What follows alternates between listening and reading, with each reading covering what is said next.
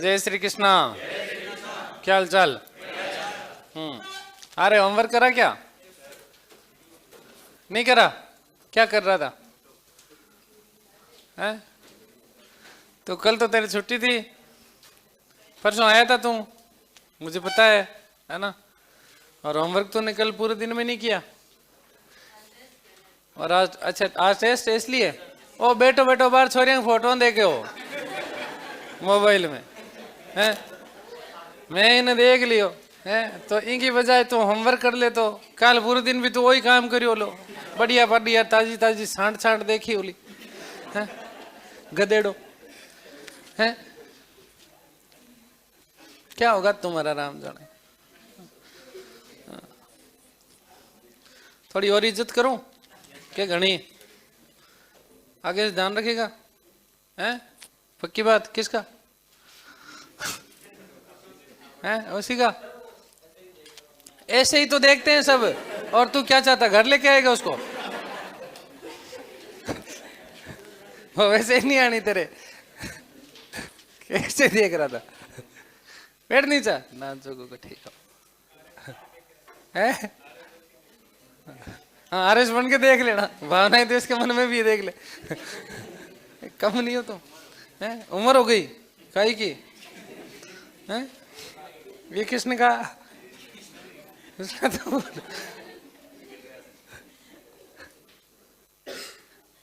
सदुपयोग किया करो समय का, है ना। कुछ नहीं है ना। 4 दिन की चांदनी फिर अंधेरी रात है ना। सब खत्म हो जाए तो हमारा बाबूर सोनार। बात सही बात है बेटा, सही कहा तूने। हाँ अंधेरे में जी रहे हैं तभी तो ये है ना। खैर तुम्हारा व्यक्तिगत जीवन है भाई, तुम कुछ भी करो, मजाक की बात थी है ना। तुम उसको किस रूप में लेते हो वो तुम्हारे ऊपर है। मैं हमेशा कहता हूँ कि जीवन के 2 पहलू होते हैं, एक तुम अभी जो जी रहे हो और एक आगे जो जीने वाले हो। अभी तुमने मजे मार लिए तो आगे वाला खराब हो जाएगा।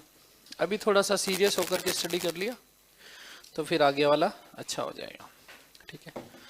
कोई चाहता है कि बुढ़ापा बिगड़े है? बस हाँ सब मोह माया, देखो मोनू भी कह रहा है ना। तो खैर तुम्हारी इच्छा है बेटा है ना, ये तुम्हारा व्यक्तिगत जीवन है, लेकिन व्यक्तिगत जीवन को थोड़ा क्लास से बाहर रखा करो ना, अच्छा इंप्रेशन नहीं पड़ता। खैर चलो, ये क्या करवा दिए क्या? पेपर कर लिया तुम लोगों ने? कब करा? अभी कर भी लिया? गजब होशियार हो रहे थे। कुछ बताने की जरूरत थी क्या है? किसी कोई आया नहीं हो तो पूछ लो।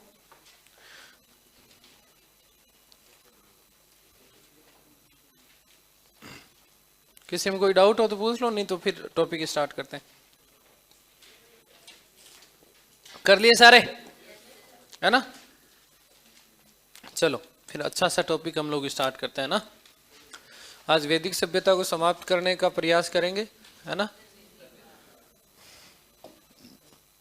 बहुत पढ़ाया है मैंने तुम्हें है ना, इससे ज्यादा कुछ तुम्हारा आएगा नहीं यहाँ से है ना।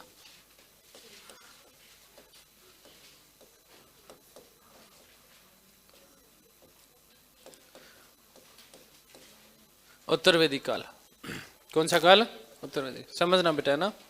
देखो जब मैंने ऋग्वेदिक जीवन की बात करी और उसका राजनीतिक जीवन बताया है ना, तो राजनीतिक जीवन मैंने आपको कहा कि सबसे छोटी इकाई क्या थी बेटा? परिवार। क्या था? परिवार से मिलकर किसका निर्माण हुआ? कुल का। कुल से मिलकर के ग्राम, से मिलकर के विश्व, से मिलकर के जन, जन से मिलकर के जनपद है ना। लेकिन एक शब्द मिलता है, क्या शब्द मिलता है? राष्ट्र। क्या शब्द मिलता है? राष्ट्र शब्द का उल्लेख कितनी बार मिलता है? एक ही बार देखने को मिलता है। कितनी बार?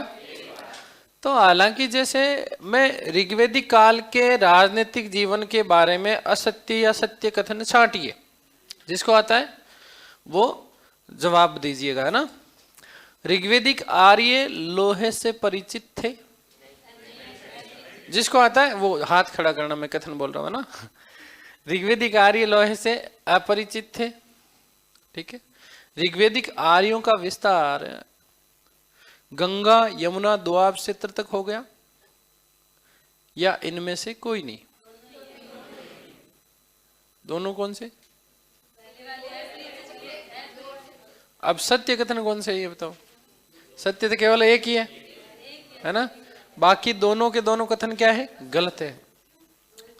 लोहे से अपरिचित है ऋग्वेदिक आर्य तो, हाँ तो अच्छा, हाँ सही है, अच्छा मैंने बोला, हाँ तो दो सही हो गए, रे गलत हो गया, है ना? आगे बात समझ के लिए। अब यहां पर ध्यान रखना, मैंने कहा एक चीज, क्या कहा कि ऋग्वेदिक आर्यों का एक तो विस्तार बढ़ा, कौन से काल में? उत्तर वैदिक काल में। कौन से काल में? अब इसके पीछे कारण क्या था भाई? कारण क्या रहा होगा?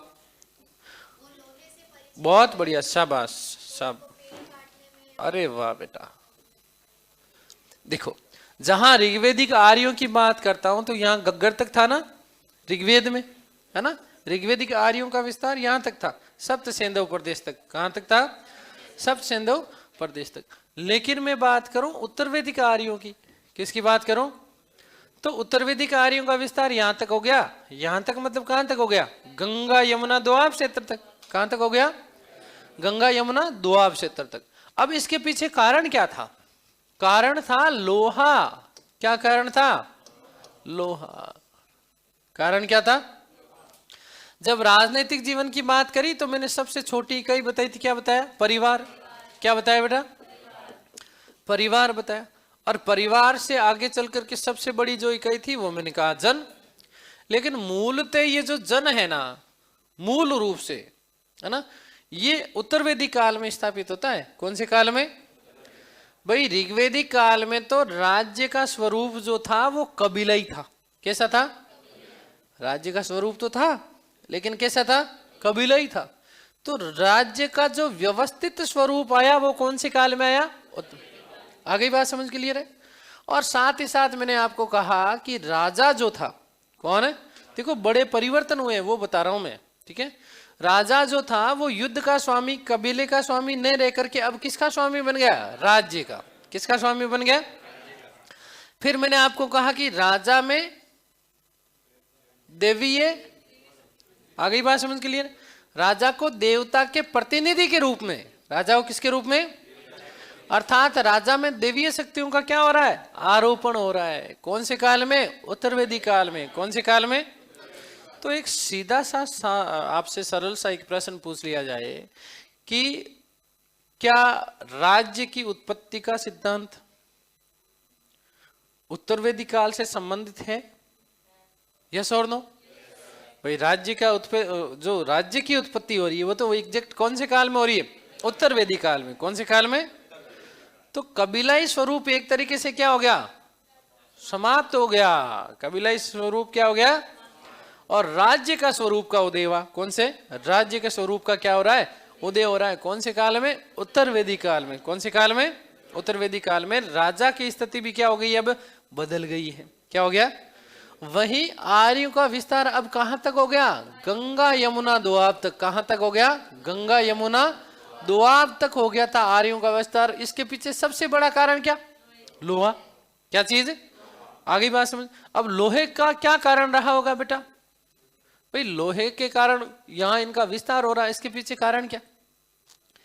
एक तो उन्नत तकनीक के कृषि के औजार बने। यस और नो? बने कि नहीं बने?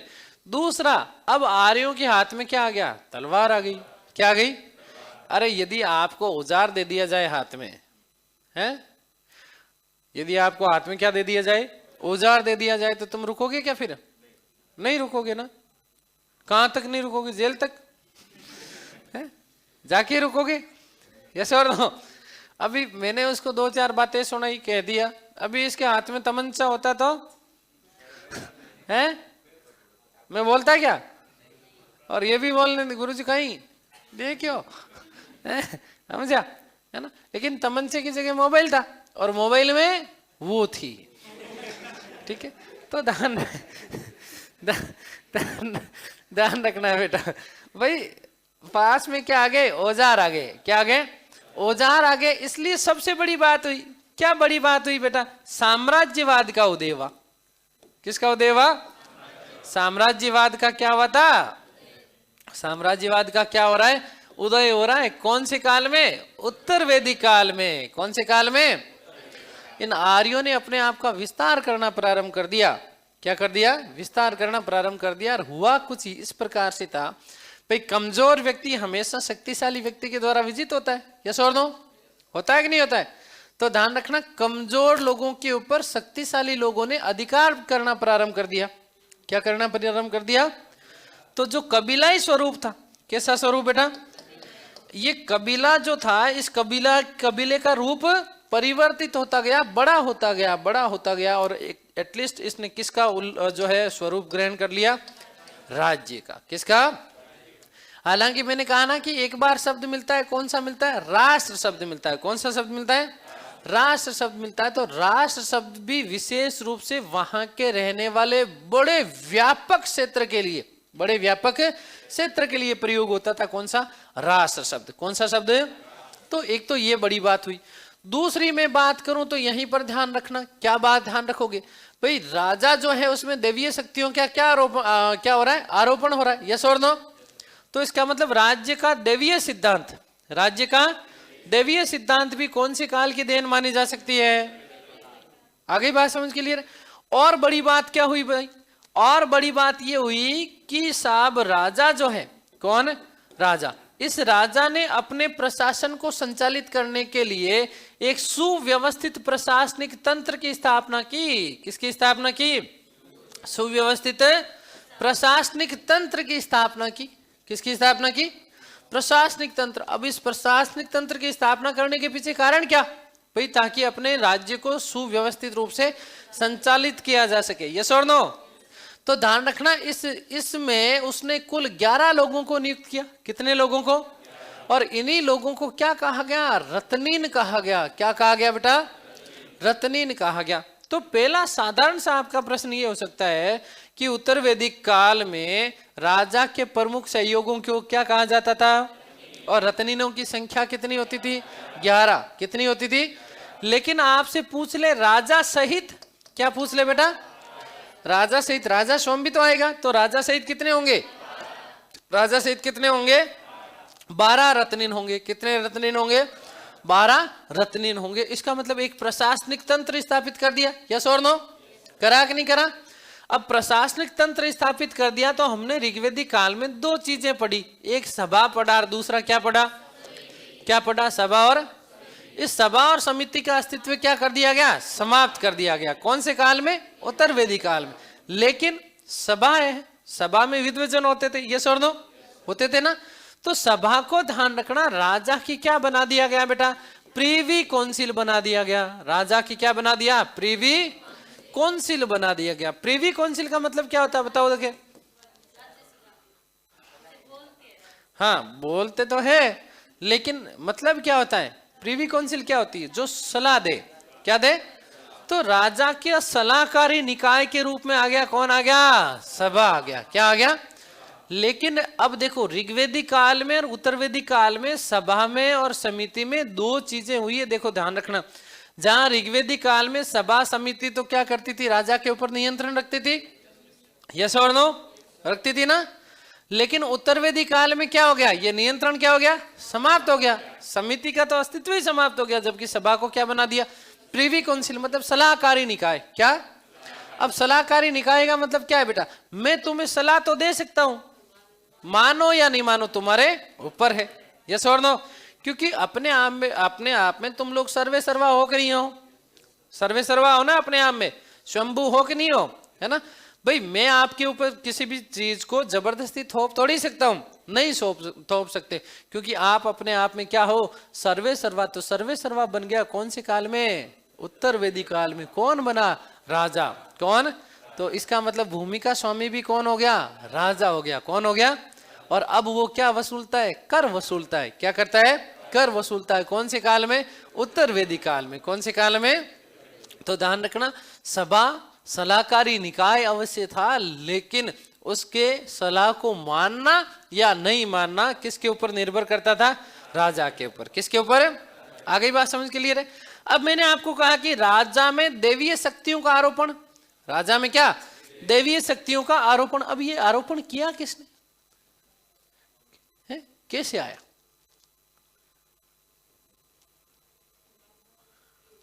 है बेटा? शाबाश, बहुत बढ़िया। देखो ध्यान देना विशेष रूप से, भाई हमने 4 वर्णों की बात करी। कौन से वर्णों की बात करी? 4 वर्ण। 4 वर्ण कौन कौन से थे बेटा?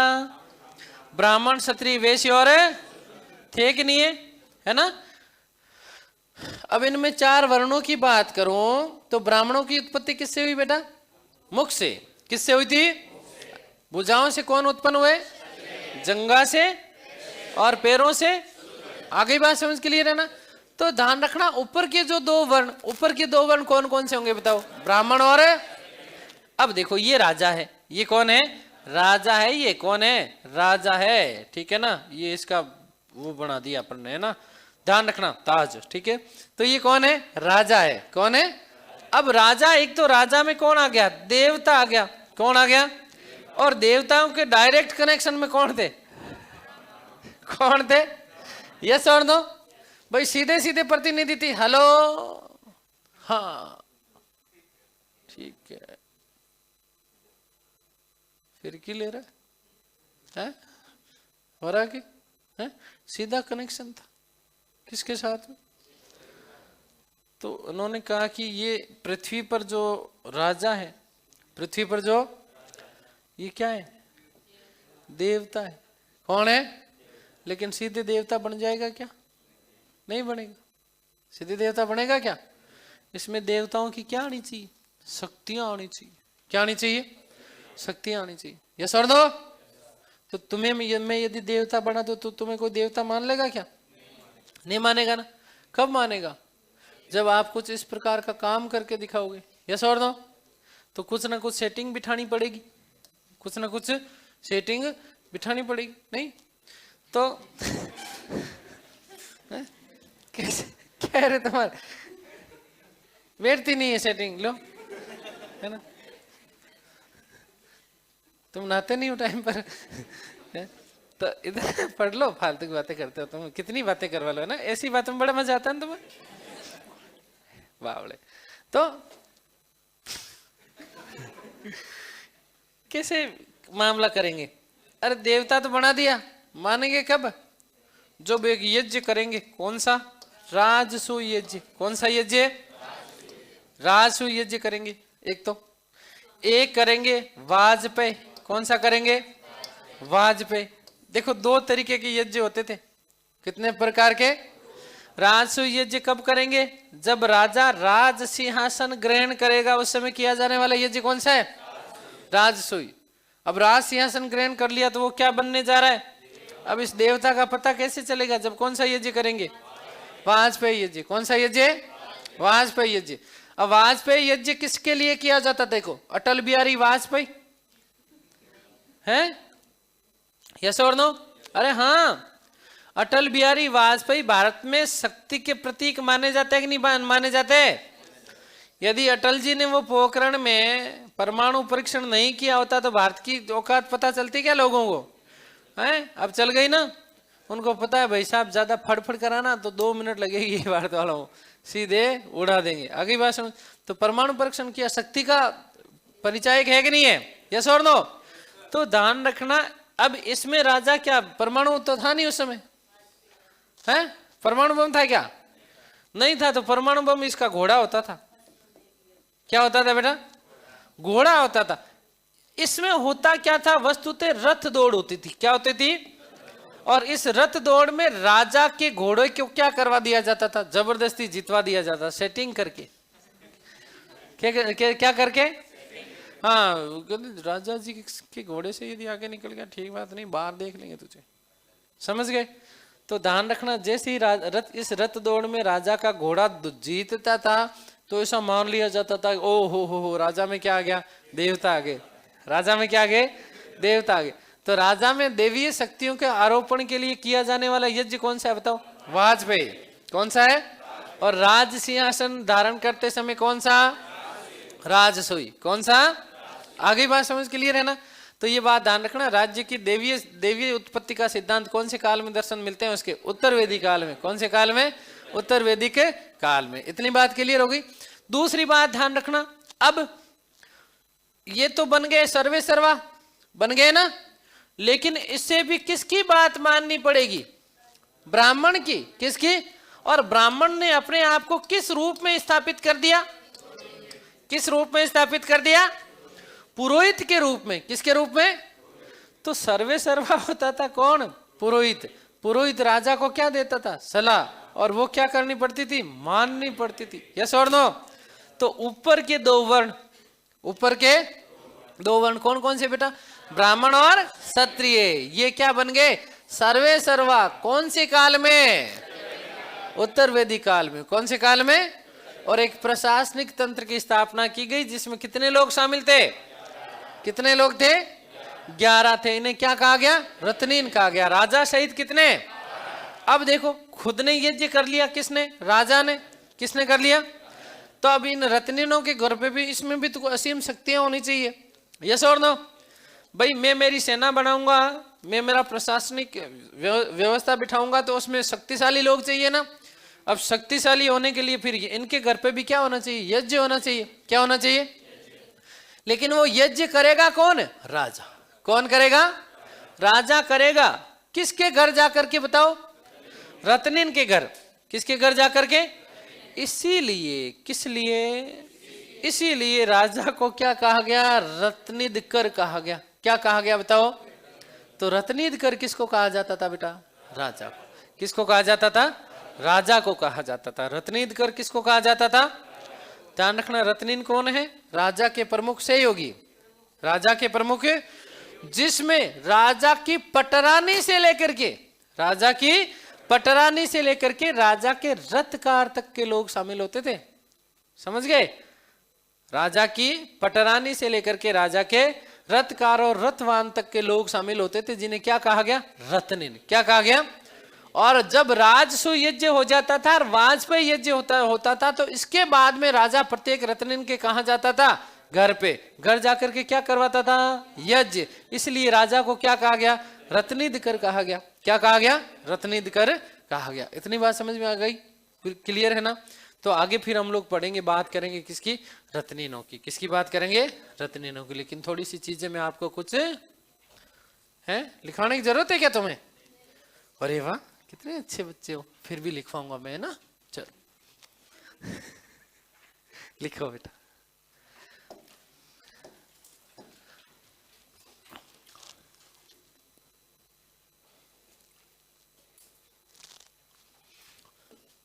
वह काल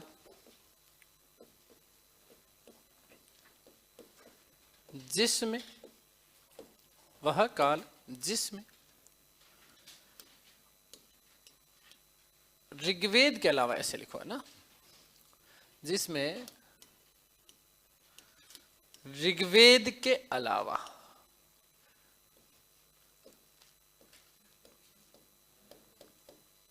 ऋग्वेद के अलावा अन्य तीन वेदों, अन्य तीन वेदों, अन्य तीन वेद, ब्राह्मणों या ब्राह्मण, आरण्यक व क्या चीज? उपनिषद। उपनिषदों की रचना हुई।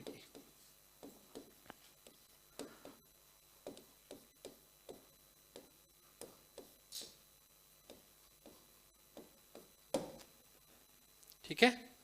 किस किस की रचना हुई बेटा? ऋग्वेद के अलावा जितनी भी चीजें ना, वो कौन से काल की देन है? उत्तर वैदिक काल की। कौन सी काल की है?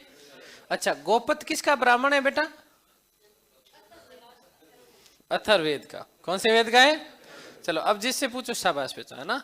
तू पढ़ी मतलब घर जा करके, है? या तू खुद कौन मारे हो ना? पढ़ा था, है? चलो किस किस ने पढ़ा वो जो अपन ने पेज दिया था? ईमानदार से बताओ। देखो, 2 ही लोग, 3 लोग, 4 लोग, 3.25 तो पूरी थोड़ी है तो और इधर से रे तुम क्या चाहते हो रे? देखो ये तो फिर देखो गलत बात है यार, है ना? किसी के अच्छाई का इतना फायदा मत उठाओ कि वो बुरा बनने पर मजबूर हो जाए, है ना? मैं अभी तुम्हें बहुत प्यार से हैंडल कर रहा हूँ, है ना? फिर नहीं तो फिर मैं सच में डंडा ही ले आऊंगा, है ना। और मैंने वैसे लिस्ट निकलवा ली है तुम लोगों की, है ना, घर वालों के नंबर दे रखे ना, है ना। अब मैं आज से ये काम नया करूंगा, तुम्हारे नाम पूछना शुरू करूंगा, ठीक है। और वो भी लिस्ट मंगवा करके फिर ऐसे मामला बिठाना पड़ेगा। इतना सन्नाटा क्यों है? नहीं, मैं मजाक कर ही नहीं रहा था। हाँ ये बोलूंगा, देखिए इसको ये भी पता है क्या बोलूंगा, है ना। चलो तो बेटा पढ़ना तो पड़ेगा ना, है। तुम क्या करते हो, पढ़ते हो ना, पढ़ा मत करो, पढ़ा करो, है ना। तो उपनिषदों की रचना हुई, देखिएगा, लिखिएगा। उत्तर वैदिक काल में, उत्तर वैदिक काल में, मेरे साथ साथ लिखते रहना बेटा, है ना। और ऑनलाइन वाले भाई भी ध्यान देना भाई। उत्तर वैदिक काल में आर्य लोहे से परिचित हुए।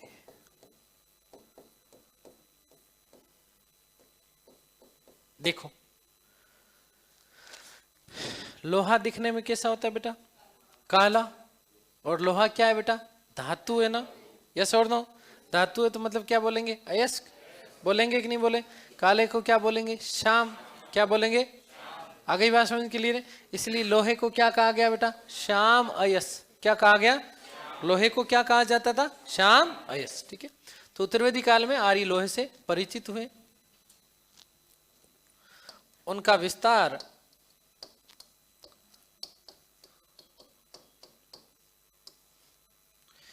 सप्त सेंधव प्रदेश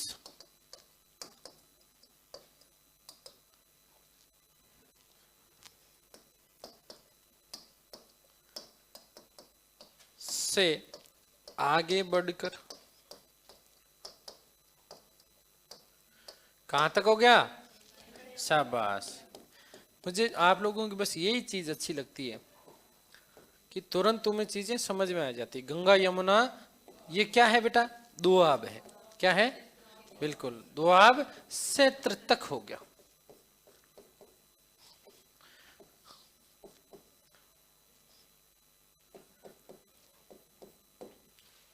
दोआब क्षेत्र तक हो गया। आगे अब कब, अब राज्य का स्वरूप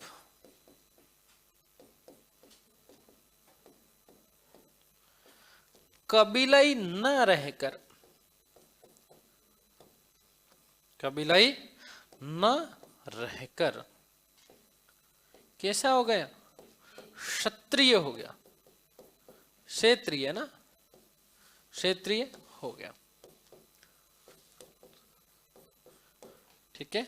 कैसा हो गया था, क्षेत्रीय हो गया था, ठीक है। तो स्टार बना के लिख लो। क्या, राज्य की उत्पत्ति का सिद्धांत, राज्य की एक साथ लिखवा दूं क्या तुम्हें, देवीय, है ना, दोनों समझ गए। राज्य भी हो गया और राजा भी आ गया, है ना। राजा में किसका, ठीक है। तो राज्य की देवीय शक्ति का सिद्धांत, राज्य की देवीय शक्ति का सिद्धांत इस काल की देन माना जाता है।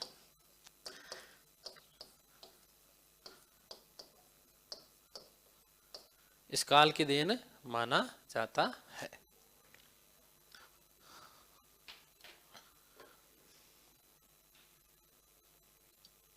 हाँ रिंकू सिर भी बिल्कुल सही कह रही है बेटा, है ना।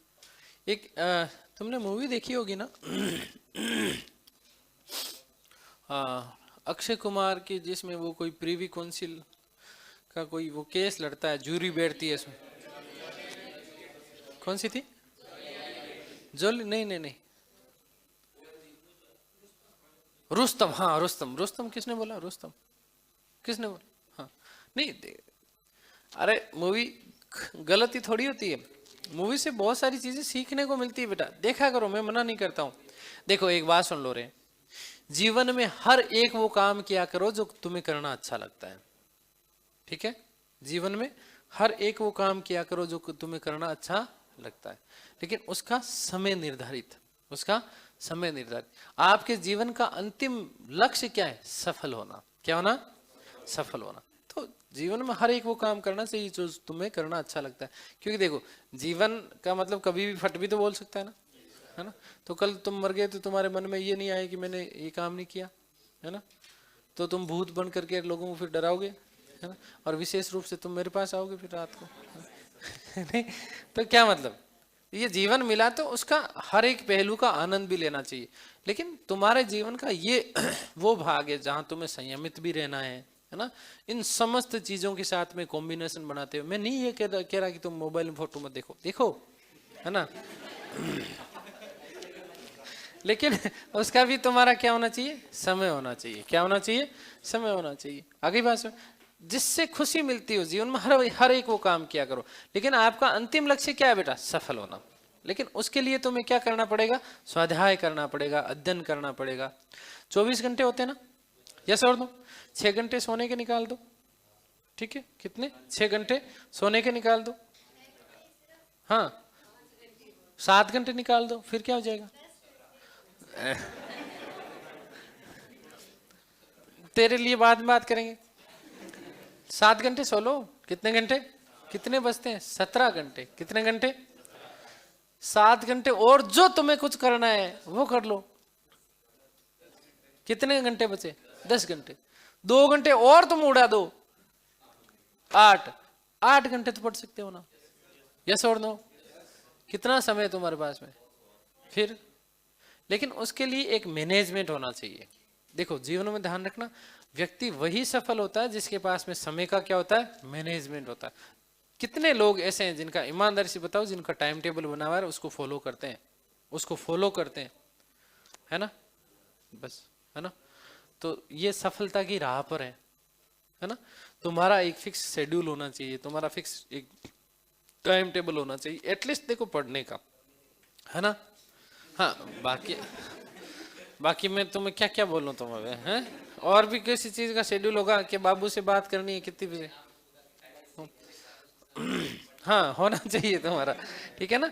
एक मैं ये कह रहा हूं, 8 घंटे क्या नहीं निकाल सकते क्या तुम? पिछले बाकी के 16 घंटे बचते हैं यार, तुम उस 16 घंटे मतलब 10 घंटे सो भी लो, क्या दिक्कत है? 10 घंटे सो सकती, फिर भी 6 घंटे और बच जाएंगे तेरे पास। उसी दिन नींद आती है तो तू टाइम टेबल अपने दिमाग में बना रख, उसको बना ही मत, दीवार पे लगाना ही नहीं। दीवार पे थोड़ी लगाना होता है टाइम टेबल, दीवार पे लगाने का मतलब आप दिखावा कर रहे हैं। हा? फिर क्यों नहीं होता? यही तो गड़बड़ है ना भाई। सर्दियों का टाइम है, तुम ज्यादा सोना चाहो तुम ज्यादा सो सकते हो, 8 घंटे 9 घंटे सो लो, कोई दिक्कत नहीं है, लेकिन फिर भी तो समय बचता ना बेटा। देखो ईमानदारी से 6 घंटे एटलीस्ट आपके दिन में, 6 घंटे एटलीस्ट आपका स्टडी के लिए होना चाहिए, एटलीस्ट होना चाहिए। 5 घंटे तुम ये पढ़ते हो, ये स्टडी नहीं हो, है ना। तुम ऐसे गुरुजी ने 6 घंटे के लिए कहा था, 5 घंटे ये 1 घंटा और मैं पढ़ लूंगा, 6 घंटे हो गए पूरे, ये नहीं है, समझ गए। इसका रिवीजन भी होना चाहिए। इसका क्या होना चाहिए? जितना पढ़ते हो एटलीस्ट आपका ये फर्ज बनता है कि उसको घर जाकर के एक बार रिवाइज कर ले, ठीक है। एटलीस्ट एक्स्ट्रा पढ़ते हो तुम्हारे ऊपर डिपेंड करता है, लेकिन एटलीस्ट उसका एक बार क्या होना चाहिए? रिवीजन होना चाहिए। क्या होना चाहिए? आपकी कल्पना शक्ति आपको आगे लेकर के जाती है। तो जब चीजें पढ़ते हो ना तो अलग अलग तरीकों से आपके दिमाग में कितने विचार आते हैं, उन विचारों को व्यवस्थित करना होता है बेटा, है ना। अरे सफल व्यक्ति कोई अलग से पैदा थोड़ी होता है, अलग से पैदा होता है क्या? नहीं, उसका नजरिया उसको सफल बनाता है, यस और नो। हाँ इसलिए नजरिया अच्छा रखा करो, ठीक है। चलो तो आगे की बात करता हूं, देखो लिखो, सभा व समिति का, सभा व समिति का अस्तित्व समाप्त, अस्तित्व समाप्त हो गया। सभा को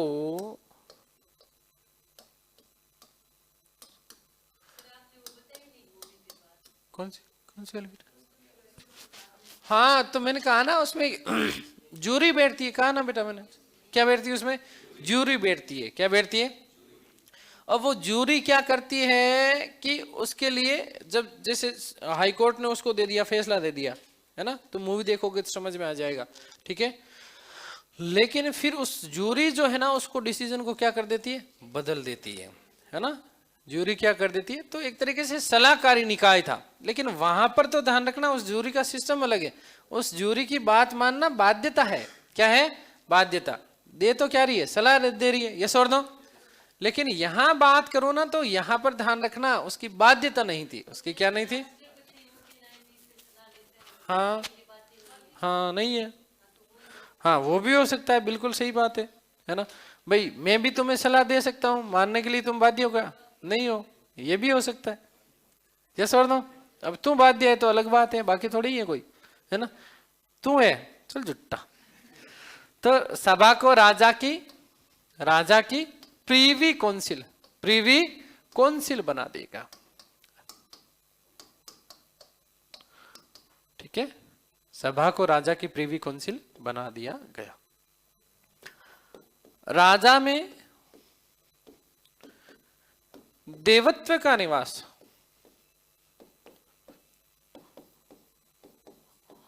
राजा में देवत्व का निवास, और राजा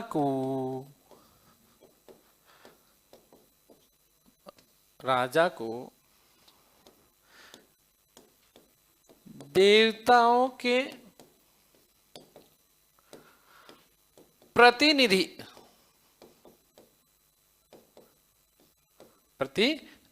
के रूप में पूजा जाने लगा।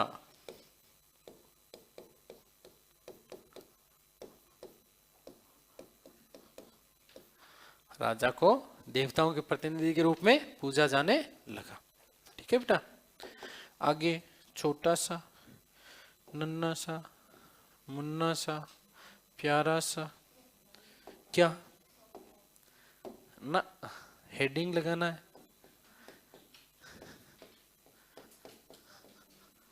राजनीतिक जीवन कौन से काल का बेटा?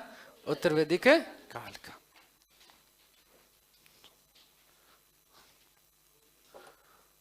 अरे वाह, शाबाश भाई भूपेंद्र, बहुत बढ़िया।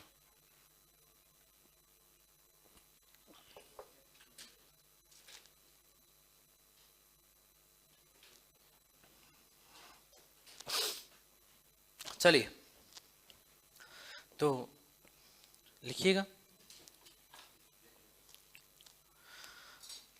राजा ने अपने सुव्यवस्थित प्रशासनिक तंत्र, सुव्यवस्थित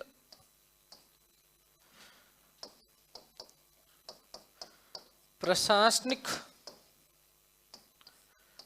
तंत्र को स्थापित करने हेतु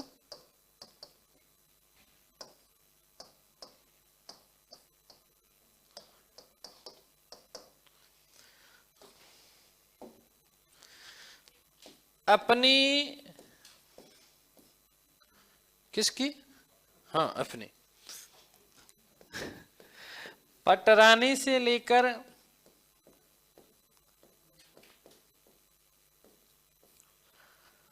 रथवान तक के लोगों को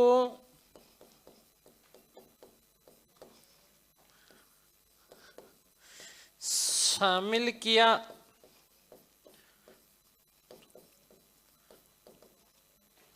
जिन्हें क्या कहा गया? रत्नीन कहा गया, जिन्हें रत्नीन कहा गया, ठीक है। जिन्हें क्या कहा गया? रत्नीन कहा गया। लिख लिया क्या बेटा इतना? देखो आगे लिखो, नहीं लिखा? लिखो बेटा, थोड़ा जल्दी जल्दी साथ साथ लिख लिया करो ना। ये क्या लाया बेटा तू? कौन साइंस की बुक है? अच्छा,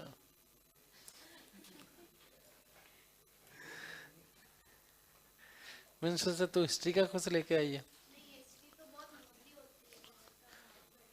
अरे राम रे, ये बात भी तो सही है, और खुद का भी ध्यान रखना पड़ता है। अब इतना सा छोटा सा नन्ना सा मुन्ना सा बच्चा कैसे इतनी बड़ी बड़ी किताब उठा? नहीं, मैं तेरे साथ हूँ। चलो आगे। ठीक है ना? तू मेरे को दे देना बेटा, है ना? ठीक है। वाह यार, वाह वाह वाह वाह, क्या बात है। हाँ भाई साहब, मैं तेरा भी फैन हो गया हूँ। मतलब खतरनाक सेंस है तुम लोगों। चलो अब लिखो। अब देखो इसका मतलब क्या हो रहा है? रत्नीन क्या हो रहा है? रत्नीन, इसका मतलब वर्तमान की मंत्री परिषद का प्रारंभिक स्वरूप। समझ रहे हो? वर्तमान की मंत्री परिषद का प्रारंभिक स्वरूप कौन से काल में देखने को मिलता है? तो नोट लगाओ फिर। लगा दिया पहले ही? वाह यार, तेरा भी फैन हो गया हूं मैं। तू भी तैयार रहता है। लिखो।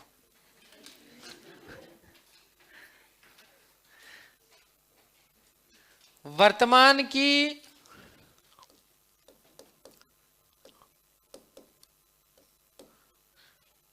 मंत्री परिषद का प्रारंभिक स्वरूप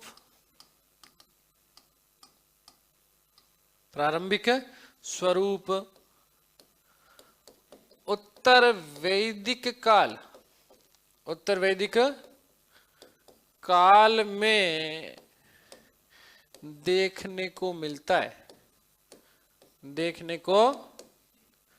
है।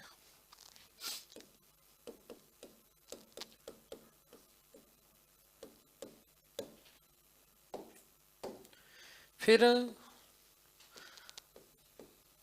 अनेक प्रकार के यज्ञ प्रचलन में आए।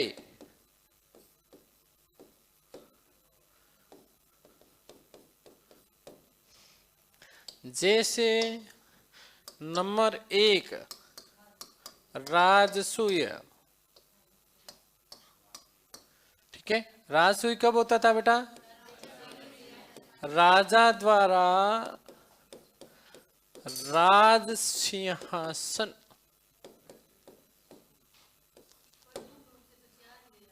है बेटा क्या? ये जो प्रमुख रूप से 4 ही है। कौन कौन से?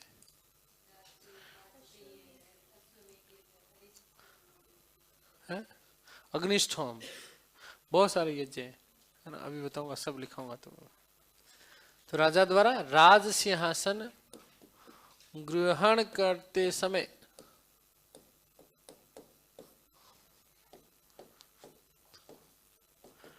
नंबर 2 वाजपेयी। तो वाजपेयी क्यों होता था बेटा? परमाणु बम फोड़ने के लिए, है? शाबाश। है राजा में, किसमें? राजा में क्या? दैवीय शक्तियों के आरोपण हेतु। राजा में दैवीय शक्तियों के आरोपण हेतु।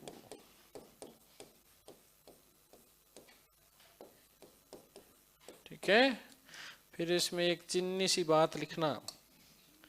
हाँ, इसमें एक चिन्नी सी होती थी क्या? रथ दौड़, जिसमें जिसमें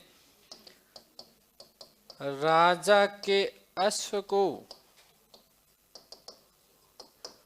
जिता दिया जाता था।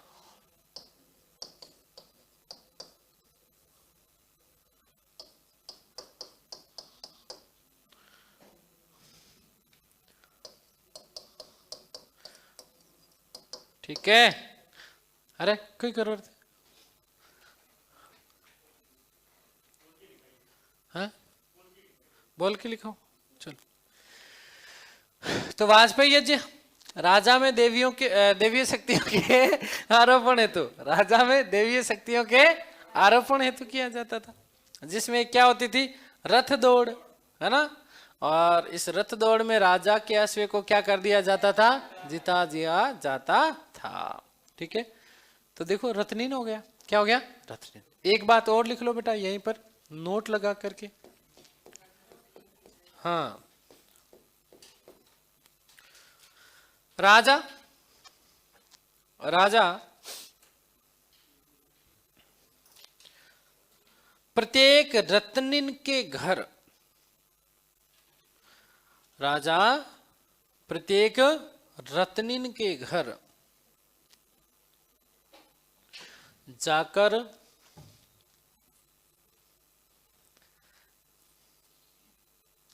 राजा प्रत्येक रत्निन के घर जाकर एक यज्ञ संपादित करता था, एक यज्ञ संपादित करता था। अतः राजा को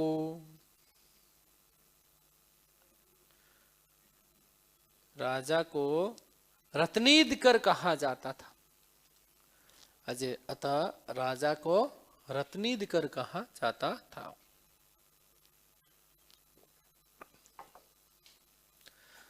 राजा को क्या कहा जाता था, रत्नीदकर कहा जाता था। ठीक है, एक बात और लिख लो बेटा,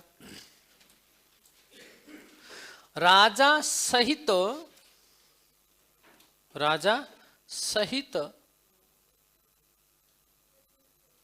हाँ राजा सहित कुल 12 रत्निनों की सूची, राजा सहित कुल 12 रत्निनों की सूची शतपथ ब्राह्मण में मिलती है।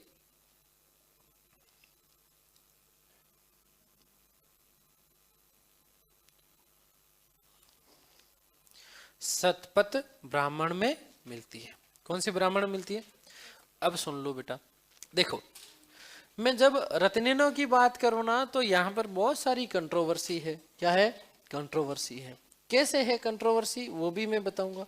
अलग अलग पुस्तकें अलग अलग रत्निनों के नाम लिखती है, ठीक है ना। तो ध्यान रखना है आपको थोड़ा सा। मैं बहुत सारे रत्निन आपको अभी करवाने वाला हूं और मैं उनके अर्थ बताने वाला हूं। क्या बताने वाला हूं, अर्थ। तो एक तो विशेष रूप से ध्यान रखना, विशेष रूप से आपसे सीधे सीधे पूछा जा सकता है कि रत्निनों की संख्या,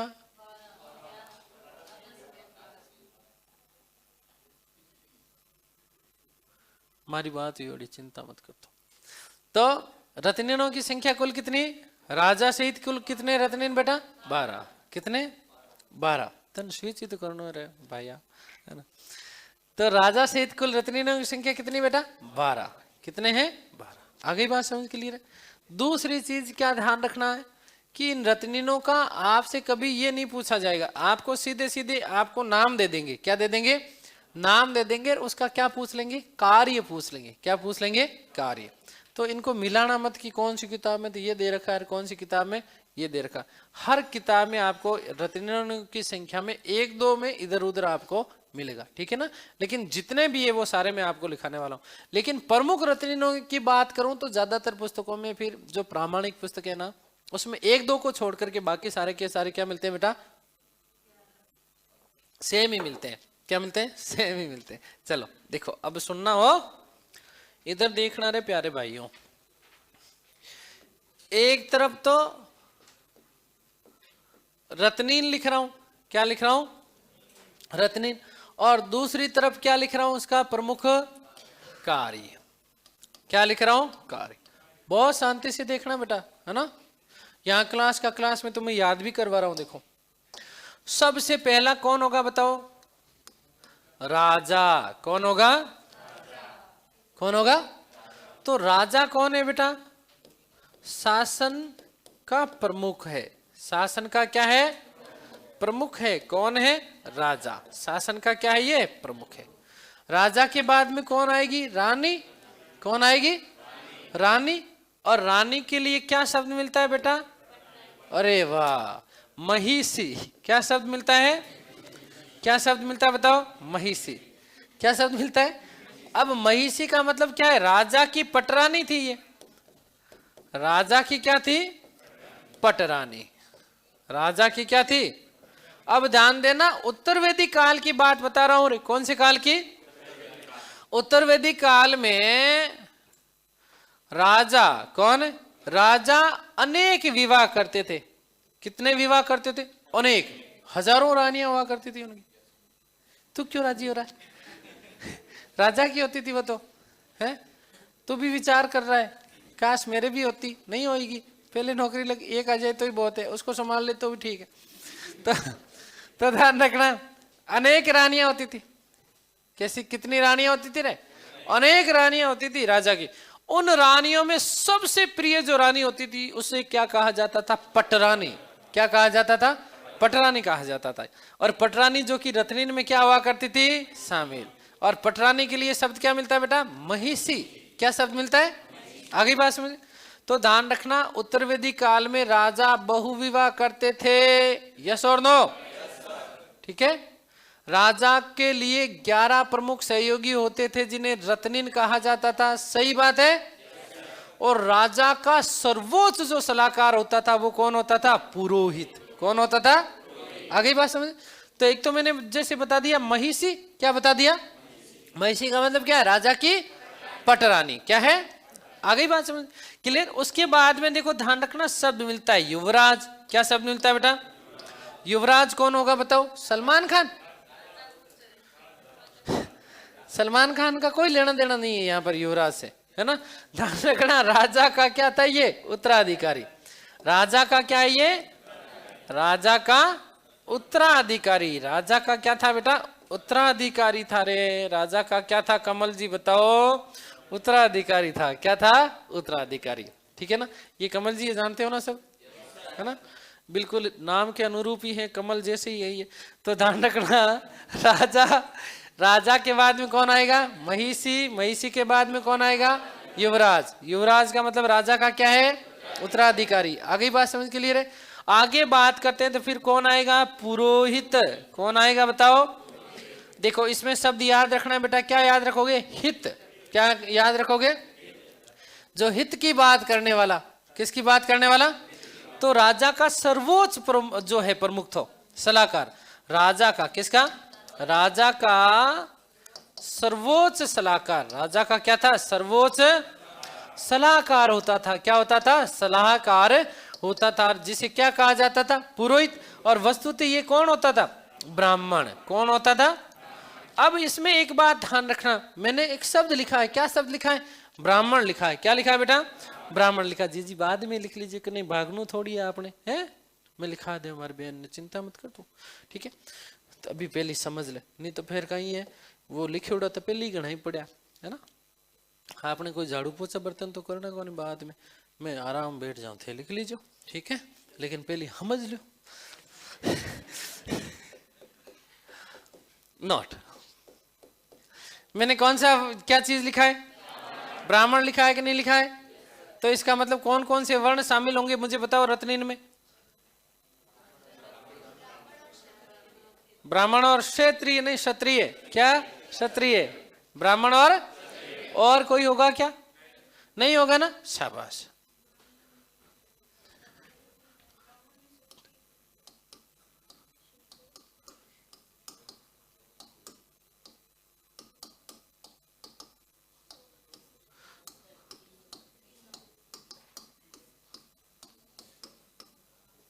ध्यान रखना, शूद्रों को छोड़कर, किसके छोड़कर के? शूद्रों को छोड़कर के समस्त वर्ण जो है, ध्यान रखना, रत्नीन में, किसमें? रत्नीन में क्या होते थे बेटा? शामिल होते थे। क्या होते थे? रत्नीन में शामिल होते थे। आगे बात समझ क्लियर? ध्यान रखना, शूद्रों को छोड़ करके, किसको छोड़ करके? शूद्रों को छोड़ करके समस्त वर्ण जो है वो किसमें शामिल होते थे? रत्नीन में। किसमें? मतलब तीनों वर्णों को प्रतिनिधित्व मिलता था। कहां पर? बहुत अच्छा प्रश्न बनता है ये, ध्यान रखना, सीधे सीधे नहीं पूछ करके असत्य सत्य कथन भी पूछा जा सकता है, ध्यान रखना। तो क्या शूद्र वर्ण था क्या शामिल? नहीं था। तो आपके दिमाग में तो केवल एक ही चीज चल रही थी कि ब्राह्मण और क्षत्रिय होंगे। नहीं बेटा, वैश्य भी थे। कौन थे? आगे बात समझ क्लियर? चलिए, तो पुरोहित राजा का क्या है? अब देखो अगला शब्द एक मिलता है, शब्द मिलता है सेनानी। क्या शब्द मिलता है बेटा? देखो शब्द में क्या लिखा हुआ है? सेना। फिर क्या लिखा हुआ है? मतलब क्या होगा बताओ? सेना का प्रमुख, है ना? तो सेना का प्रमुख इसका मतलब कौन होगा बताओ? देखे है सेनापति। क्या होगा बेटा? सेनापति। क्या होता था? सेनापति। आ गई बात समझ क्लियर है? सेनापति के लिए शब्द क्या मिलता है? सेनानी। क्या मिलता है? आगे बात समझ क्लियर है? चलिए आगे बात करते हैं रे भाई। शब्द मिलता है, एक शब्द मिलता है संग्रहिता। क्या शब्द मिलता है? संग्रहिता। शब्द क्या मिलता है बताओ? संग्रह, मतलब संग्रह करना। क्या करेगा? इकट्ठा करेगा। किसको इकट्ठा करेगा? राजस्व को। शाबाश। किसको इकट्ठा करेगा? राजस्व को इकट्ठा करेगा। किसको इकट्ठा करेगा? राजस्व को। आगे बात समझ क्लियर है ना? तो ध्यान रखना, कोषाध्यक्ष है ये। क्या है? राजस्व इकट्ठा करके अपने पास रखने वाला व्यक्ति क्या होता है बताओ? कोष को इकट्ठा करेगा। क्या कहलाता था? संग्रहिता। क्या कहलाता था? आगे बात समझ क्लियर है? अब फिर आगे मैं बात करूं तो एक शब्द मिलता है सूत। क्या शब्द मिलता है? सूत शब्द मिलता है। क्या शब्द मिलता है? सूत क्या होता था बताओ? देखें वही, हाँ सूती वस्त्र। सूत का मतलब क्या है? सूती वस्त्र। फिर आगे पहनने वाला। शाबाश। फिर आगे नहीं नहीं, तुम जैसे कहोगे वैसे याद करवा दूंगा मैं तुम्हें। अरे सूत से तुम्हें सूती वस्त्र तो याद हो गया ना। अब इसमें दिक्कत क्या है? सोच लेना, सूती वस्त्र पहन करके राजा के आगे रथ पर बैठता था सारथी। कौन हो गया? इसका मतलब क्या है? राजा का रथवान। राजा का क्या है बेटा? रथवान। राजा का क्या है? ये रथवान है। और राजा का रथवान जो होता है वो क्या काम करता है? स्पेशल क्या काम करता है मुझे बताओ? एक तो रथ चलाता है और राजा को धक्का दे देता नीचे रथ से, है ना? फिर रानी को लेकर के भाग जाता है ना? क्यों इन बेटे ने, हाँ सहायता करता। किसकी? युद्ध के समय। क्या सहायता करता है? हैं? अरे भाई सुनो मेरी बात, कुछ नहीं। मेरे जैसा राजा है कोई? मेरे जैसा कोई राजा है? कैसा है मेरे जैसा राजा कोई? मान लो ना, मानने में क्या जा रहा, तुम हंस क्यों रहे हो? मान लो ना यार, है ना? तो अब मुझे कोई क्या युद्ध लड़ना आता है क्या? कोई नहीं लड़ना आता है, मुझे तो पढ़ना ही आता बस, है ना? और कुछ नहीं आता जीवन में। तो ध्यान रखना, जैसे मैं युद्ध करने के लिए गया और मेरा सारथी कौन है? विष्णु है। कौन है? मतलब विष्णु क्या है बताओ? सूत है। क्या है? तो जैसे ही मैंने तीर चलाया, जैसे ही मैंने तीर चलाया तो सामने वाले राजा की चाहे 4 हाथ दूर ही गया हो, है ना, तो विष्णु को क्या कहेगा? ओ हो राजा जी, आपका तो क्या निशाना है, क्या निशाना, थोड़ा सा बचे हो, चाहे 4 हाथ दूर गया हो। यस और नो? और भाई साहब सामने वाला यदि तीर चलाए, सामने वाला यदि तीर चलाए और मेरे कान के यहां से सरसर कराता, सरसराता हुआ कान को छूता हुआ निकले, विष्णु क्या कहेगा? राजा जी टेंशन करने की बात नहीं, अगले का निशाना ही खराब है। निशाना ही क्या है? आप तो बस लगे रहे हो, आप तो बस। तो राजा का ये क्या कर रहा है? उत्साहवर्धन कर रहा है। क्या कर रहा है? तो युद्ध के समय ध्यान रखना, किसके समय बेटा? युद्ध के समय राजा का क्या करता था? उत्साहवर्धन। कौन करता था? सूत। ये थोड़ा सा इतना सा लिखो तुम, है ना? फटाफट लिखो देखें।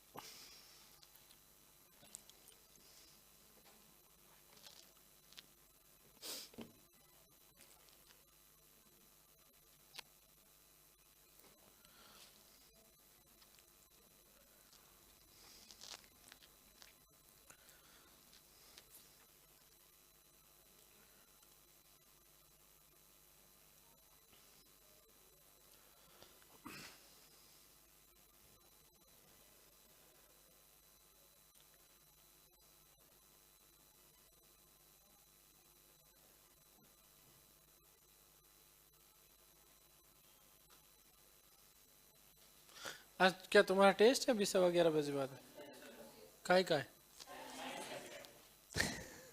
अरे ये इसीलिए साइंस पढ़ रही है, जब जब इसको समय मिल रहा है बीच में, है ना।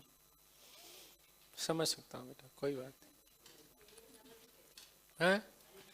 सास भी तो कभी बहू थी ना। तुम जो काम कर रहे हो मैंने भी तो किए, मतलब ये उदाहरण है। हाँ, पहले जो बहू थी अब सास है। हाँ, अब सास का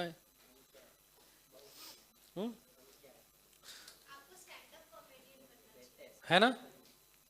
मैं भी सोचता हूँ यार, है ना, मुझे ऐसे लगता है कई बार, लेकिन वो कपिला सुनता ही नहीं है साला। उसने कहा मेरे पेट पे लात क्यों मार रहे हो? मैंने कहा छोड़ो कोई बात नहीं, बच्चा है, अपना ही बच्चा है। मैंने कहा हाँ हाँ सही बात है, इधर से ही। जिसका काम उसको साजे उसी को साजे, है ना। नहीं बात सही बात है ना। चलो, क्या बात क्या बात, हो गया। चलो अब नहीं लिखना रहा घना, आगे चलो। देखो आगे चलते हैं, कितना आगे चलते हैं? थोड़ा आगे चलते हैं। लो आगे थोड़ा आगे चलते हैं। एक शब्द मिलता है जैसे वही वाला, कौन सा वाला? अक्षवाप। क्या शब्द मिलता है? अक्षवाप शब्द मिलता है। कौन सा वाप? देखो इधर देखो रे, सब इधर देखना हो, इधर देखना हो सब, इधर इधर किधर? अक्षवाप की तरफ। किसकी तरफ? अक्षवाप की तरफ। बोलो अक्षवाप सबका बाप। अक्षवाप सबका बाप। किस में? पासे के खेल में। किसके खेल में? तो ध्यान रखना, पासे के खेल में। कौन से खेल में? पासे के खेल में। पासे के खेल में राजा का, किसका? किसका बेटा जी? ध्यान रखना, राजा का क्या था? प्रमुख सहयोगी। प्रमुख क्या था? ये सहयोगी। क्या कहलाता था बताओ? अक्षवाप कहलाता था। क्या कहलाता था? पासा समझते हो क्या होता है बताओ? हाँ वो देखो प्राचीन जमाने में, है ना, बूढ़े बूढ़े से लोग जो होते थे वो इस तरीके का कुछ इस प्रकार से 4 लोग बैठ करके खेल खेला करते थे, और फिर वो कहते थे खेला होवे, है ना। फिर यहाँ पर कुछ जो है विशेष प्रकार की कांटियां रखते थे। वो रखते थे कि नहीं रखते थे? है ना। 4 लोग खेलते थे विशेष रूप से। कितने लोग? 4 लोग खेलते थे। चौपड़ पासे का खेल, वर्तमान जिसे आप लूडो कहते हैं, वर्तमान जिसे आप क्या कहते हैं, उसी तरीके से चौपड़ पासे का खेल। कौन सा? तो ध्यान रखना, पासे के खेल में राजा का प्रमुख। अब ये जुआ भी था पासा, यस और नो? भाई महाभारत वाला पता है ना, महाभारत में पासा ही तो खेला था उन्होंने। पोबारा खेला कि नहीं खेला? और हो गई पोबारा, ठीक है। तो ध्यान रखना। दूसरा, अब पासे का खेल है तो ध्यान रखना यहाँ पर एक विभाग था जिसका नाम क्या था? पासा विभाग। कौन सा विभाग बेटा? तो पासा विभाग का प्रमुख भी था। पासा विभाग का क्या था बताओ? प्रमुख। जिसे क्या कहा जाता था बताओ? अक्षवाप। क्या कहा जाता था? आ गई बात समझ के लिए? दूसरी बात और ध्यान रखो रे, एक शब्द मिलता है। क्या शब्द मिलता है? पालागल। क्या मिलता है? पालागल शब्द क्या मिलता है बताओ? अब देखो, कौन कौन? आप हर किसी को पागल बोल सकते हो क्या? नहीं बोल सकते ना। लेकिन आपका जो दोस्त हो, आई मीन टू से आपका मित्र हो, क्या हो? तो मित्र को तो बोल ही सकते हो ना, ए पागल, ए पागल, ए पगली, बोल सकते हो ना? यस और नो? हर किसी को थोड़ी बोल सकते हो। रास्ते चलते हो कभी किसी को देख करके बोलना था क्या ए पागल, है ना। पता चलेगा राम जाने क्या क्या हुआ। क्या तोड़ देगा? मुंह क्यों तोड़ देगा? अच्छा ऐसा होता है क्या? तो भुगत भोगी तो नहीं है। चलो तो ध्यान, हाँ सही कह रहा है वैसे, है ना। तो मित्र क्या चीज है? आपके सारे भेद आपको किसको पता होते हैं? यस और नो? भाई तुम, यदि तुम्हें कोई काम करवाना तो तुम्हारी डायरेक्ट छाती नहीं होती, मतलब डायरेक्ट तुम्हारा जिगरा नहीं होता। तो तुम क्या करते हो? अपने मित्र के माध्यम से, किसके माध्यम से? मित्र के माध्यम से संदेश भिजवाते हो। यस और नो? भिजवाते हो ना?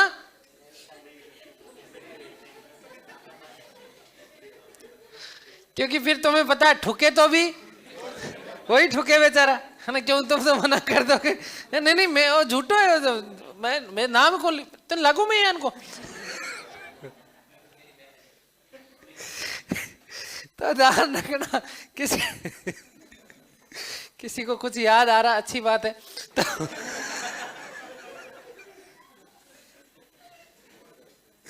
तो ध्यान रखना, यस और नो? आपके सारे राज जानता है। कौन जानता है? मित्र। कौन जानता है? मित्र जानता है। यस और नो? और सबसे बेचारा भाई छोटे मोटे जब भी आपके समय में काम आए, वो कौन है? मित्र ही तो है ना। मेरा भी एक मित्र है, हनुमान नाम है उसका, वो मेरे लिए हनुमान का ही काम करता है बेचारा। कई बार उसने बचाने का काम किया, है ना? तो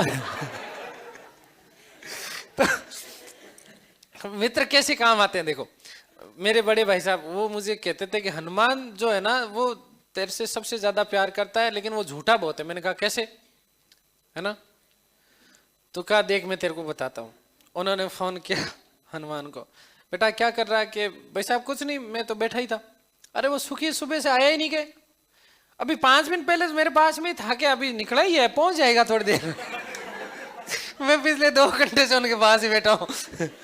तो ये काम कौन करता है? मित्र ही तो करता है, दूसरा थोड़ी कर सकता। अब 5 मिनट में सेट कर लेते तो पूरा कुट है, थारे बाप को फोन आयो जा। समझ गए? ये सब। तो ध्यान रखना, तो एक तो पालागल ध्यान रखना। क्या याद रखेंगे बेटा? पालागल। क्या याद रखेंगे? पालागल। क्या याद रखेंगे? पालागल। तो पालागल क्या है बताओ? एक तो राजा का क्या है? मित्र है। राजा का क्या है? मित्र। राजा का क्या है? मित्र है। और साथ ही साथ में क्या है? विदूषक है। क्या है? विदूषक का मतलब बताओ देखें। संदेश वाहक। क्या है? संदेश वाहक। क्योंकि पता चलता था कई बार बचेड़ा पड़ सकता था, बेचारा यही खा करके आ जाता था, है ना? कहीं हो भाई? नहीं नहीं, कहीं को नहीं रहता था। तार वास्ते तो जान भी हाजिर है, है ना? कौन की? तो खैर ध्यान रखना, पालागल क्या चीज है? एक शब्द मिलता है बेटा जी। क्या शब्द मिलता है? शब्द मिलता है भागदूत। क्या शब्द मिलता है बताओ? भागदूत। ये मुझे लगता नहीं है आपको बताने की जरूरत है,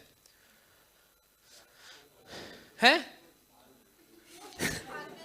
शाबाश। जो भाग करके दूध पीता है। मैं पूरी क्लास का फैन हो गया हूं भाई साहब।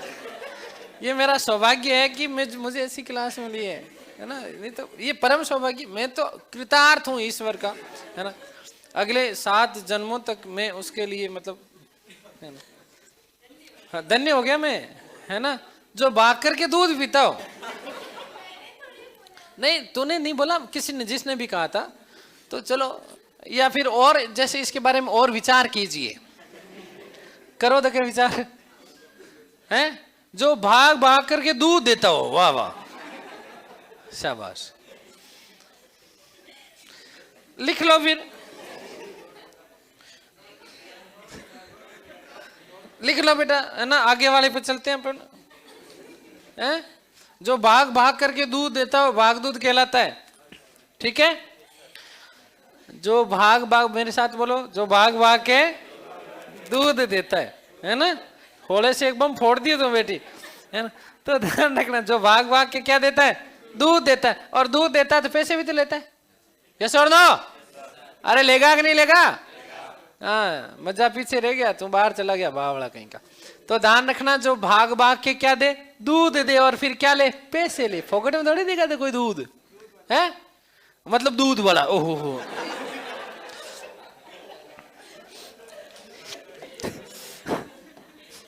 मैं धन्य हो गया रे। राजस्व क्या करेगा? संग्रह। राजस्व संग्रह करने वाला अधिकारी क्या कहलाता था? भागदूत कहलाता था। क्या कहलाता था? भागदूत कहलाता था। तो मतलब जो भाग भाग के दूध दे और फिर संग्रह कर ले, पैसे इकट्ठे कर ले। क्या कर ले? पैसे इकट्ठे कर ले, तो वो क्या कहलाता था? भागदूत कहलाता था। कितने 12 थोड़ी हो गए, चलो अगला एक शब्द मिलता है, शब्द मिलता है गवि कीर्तन, गवि कीर्तन, या शब्द मिलता है गवाध्यक्ष। क्या शब्द मिलता है? गवाध्यक्ष। तो सीधा सीधा शब्द है ये तो, है ना, गायों का अध्यक्ष, गायों का अध्यक्ष, है ना, हाँ सही है ना, गायों का अध्यक्ष होता था, क्या कहलाता था? गवाध्यक्ष कहलाता था। एक शब्द मिलता है, कौन सा? क्षत्रिय। क्या शब्द मिलता है? क्षत्रिय। तो क्षत्रिय मतलब क्षत्रिय मान लो, और क्षत्रिय क्या करते थे? रक्षा। क्या करता था? तो राजप्रासाद। क्या बेटा? राजप्रासाद का रक्षक क्या कहलाता था बेटा? क्षत्रिय। क्या कहलाता था? और राजप्रासाद का मतलब राजा जो प्रसाद दे। अच्छा, महल होता है क्या? ठीक, शाबाश। तो राजप्रासाद का मतलब जहां पर राजा निवास करता है। कहां पर करता निवास? हाँ, राजप्रासाद में। कहां पर करता है? आगे बात समझ क्लियर? तो मेरे हिसाब से 12 हो जाने चाहिए। ये गिन लेते हैं अपन, हो गए क्या? 2 3 4 5, 5 के बाद में 6 7 8 9, अरे वाह यार, 10, आगे 11 और 12, गजब, शाबाश सुखी। 11 और 12, 11 और 12, ये 12 क्या थे बेटा? रत्नीन थे, राजा सहित। किसके सहित? राजा सहित। अब देखो इधर देखना हो, कुछ अन्य भी नाम मिलते हैं। कुछ क्या मिलते हैं? अन्य नाम। अन्य नाम कौन कौन से बेटा? एक शब्द मिलता है ग्रामीणी। क्या शब्द मिलता है? शब्द क्या मिलता है बेटा? ग्रामीणी। ग्रामीणी का मतलब क्या होगा? अरे वाह, ठीक है। एक शब्द मिलता है तक्षण। क्या शब्द मिलता है? तक्षण का मतलब तक्ष, लकड़ी, लकड़ी का काम करने वाला, रथकार। कौन है भाई? लकड़ी का काम कौन करेगा? जो रथ बनाएगा। और इसके अलावा जैसे शब्द मिलता है, ध्यान रखना, शब्द मिलता है बाबाता। क्या शब्द मिलता है? क्या शब्द मिलता है बेटा? बाबाता का मतलब देखो, बाबाता कौन सी वाली? वो वाली। देखो मतलब मैं कह रहा हूं ना भाई साहब, कौन सी वाली बेटा?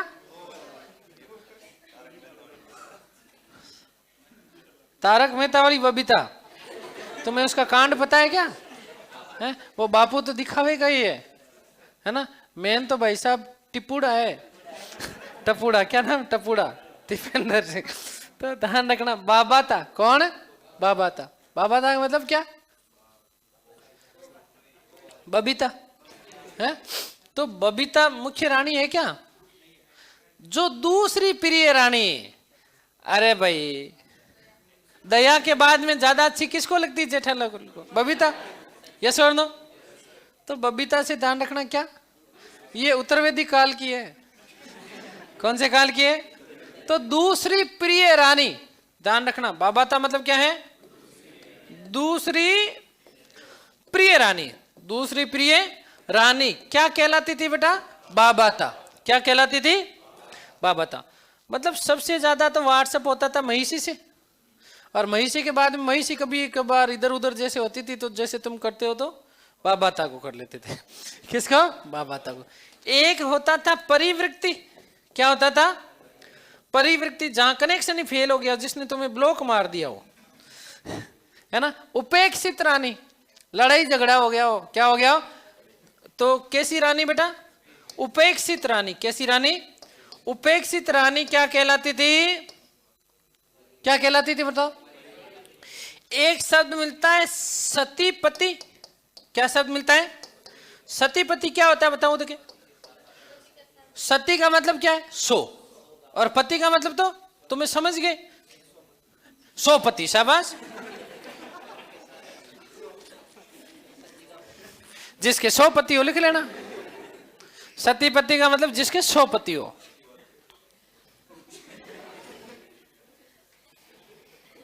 फैन हो गया मैं तुम्हारा। ध्यान रखना, सतीपति का मतलब 100 तो सही है रे। शाबाश। 100 गांवों का प्रशासक, 100 गांवों का प्रशासक। ये देखो आरएस में पूछा जा चुका है ये शब्द, एक शब्द और लिखूंगा वो भी पूछा जा चुका है। एक शब्द मिलता है स्थपति, शब्द क्या मिलता है? स्थपति। क्या मिलता है? स्थपति शब्द मिलता है। शब्द क्या मिलता है? स्थ से ध्यान क्या रखोगे? स्थल। क्या याद रखोगे? और स्थल मतलब सीमांत क्षेत्र। क्या चीज बेटा? तो सीमांत क्षेत्रों का जो प्रशासक था, किसका? सीमांत क्षेत्रों का। किसका? सीमांत क्षेत्रों का प्रशासक। सीमांत क्षेत्रों का क्या था ये बेटा? प्रशासक था। और कई लोग इसे ध्यान रखना न्यायाधीश के रूप में भी माना जाता है। क्या? किस रूप में? न्यायाधीश के रूप में भी इसका वर्णन करते हैं। किसका करते हैं? स्थपति का। ठीक है ना? तो सीमांत क्षेत्रों का प्रशासक या न्यायाधीश ऋग्वेदिक काल में किस नाम से जाना जाता था? स्थपति। किस नाम से? प्रश्न ये आपके आरएस में इस तरीके से पूछा जा चुका है कि निम्न में से कौन राजा के रत्निन में शामिल नहीं था? ठीक है ना? तो ध्यान रखना जहां पर पति शब्द लग जाए एक तो विशेष रूप से, कौन सा शब्द? तो इस पति को बाहर कर देना। पति को क्या कर दोगे? बाहर कर दोगे, क्योंकि पति की जगह घर में नहीं है। ठीक है ना? आगे बात, ये पति भारतीय संस्कृति में उत्पीड़ित शब्द है बेचारा है ना? बहुत है, देखो ये अनुभव बोल रहा है, मुझे ऐसे लग रहा है। फिर तो ध्यान रखना सतीपति और स्थपति, सतीपति और स्थपति ध्यान रखना दोनों ही रत्निन में शामिल नहीं थे। कौन से काल में बेटा जी? उत्तर वैदिक काल में। बात क्लियर हो गई क्या? ये अन्य आपके मिलते हैं, ध्यान रखना। मैं बात करूं ग्रामीण की, मैं बात करूं तक्षण की। किसकी बात करूं मैं? तक्षण की बात करूं। ठीक है ना? और कई जगह सूत शब्द का भी उल्लेख मिलता है। ये राजकृत माने जाते हैं। क्या माने जाते हैं? राजकृत। शब्द क्या मिलता है बेटा? राजकृत का मतलब क्या है? राजा के द्वारा निर्मित। समझ गए? राजकृत का मतलब क्या है? राजा के द्वारा निर्मित व्यक्ति ही क्या कहलाता है? राजकृत कहलाता है। क्लियर हो गई बात? याद हो गई क्या? ईमानदारी से जाकर के देखो जैसे मैंने शब्दावली बताई, केवल मैं इसलिए बताता हूं क्योंकि देखो हम हिस्ट्री का सबसे डिफिकल्ट पार्ट पढ़ रहे हैं। सबसे डिफिकल्ट पार्ट है ये एंशिएंट इंडिया। ठीक है ना? जो कि किसी के समझ में आता नहीं है, और बहुत कम लोग हैं इस राजस्थान में जो एंशिएंट इंडिया पढ़ाते हैं। क्या करते हैं? पढ़ाने का मतलब, हाँ समझ रहे हो, जो समझा सके चीजों को। क्योंकि यहाँ से लोग फिर सब कन्नी काट करके भागते हुए नजर आते हैं। बड़े से बड़े शिक्षकों को मैंने देखा है। ठीक है ना? जो सीधे सीधे फिर या तो आधुनिक शुरू करेंगे या फिर मध्यकालीन, क्योंकि उनको पता है कि एंशिएंट में हमें पापा काटना है, क्योंकि खुद को ही समझ में नहीं आती। और आजकल एग्जामिनर ध्यान देना, सबसे ज्यादा प्रश्न जो आपके दे रहे हैं वो कहाँ से दे रहे हैं? एंशिएंट से। आप पिछला आरएस अभी जो प्री का हुआ, ज्यादा प्रश्न कहाँ से आए? एंशिएंट से आए। यस और नो? तो ध्यान रखना, चाहे राजस्थान के सापेक्ष में भी पूछा गया हो तो गुप्त काल पूछा गया, पूछा कि नहीं पूछा? ठीक है ना? वो कृष्ण देव राय वाला प्रश्न पूछा कि नहीं पूछा? है ना? और क्या आया था? हाँ, जैन धर्म वाले प्रश्न आए कि नहीं आए? तो आजकल एंशिएंट, क्योंकि समस्या है, देखो एंशिएंट किसी को समझ में नहीं आता। इतने तथ्य, सबसे ज्यादा जो फैक्ट है ना वो कहाँ पर है? एंशिएंट में। कहाँ पर है? तो मैं प्रयास मेरा यही रहेगा कि आपका एंशिएंट मजबूत रहे। क्या रहे? एंशिएंट, जहां एग्जामिनर सबसे ज्यादा फांसने का प्रयास करता है आपको। ठीक है? बात क्लियर होगी? तो इसलिए मैं ज्यादातर प्रयास ये करता हूं कि आपको सामान्य जीवन से जोड़ करके चीजों को पढ़ाया जाए, ताकि तुम मजे मजे से तुम पढ़ भी लो। तुम्हें लग रहा है क्या बोरिंग है? आज तक तुम्हें लगा, फील हुआ कभी? नहीं हुआ तो आगे भी नहीं होने दूंगा, लेकिन मेहनत करनी पड़ेगी, है ना? लिखो बेटा इसको, संग्रहिता यहां से लिखना है ना, बाकी तो लिख लिए थे ना।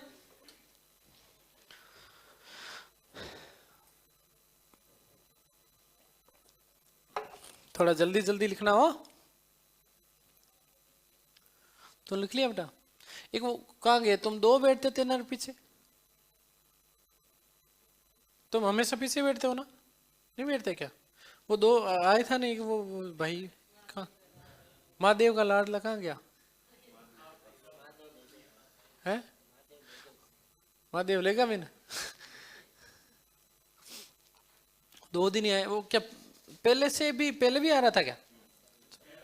तो 2 दिन वो मूड बनाने के लिए आ गया वो। नहीं, वो लड़का तो होशियार है ना? थोड़ा बहुत चंचल ज्यादा है, समस्या ये है।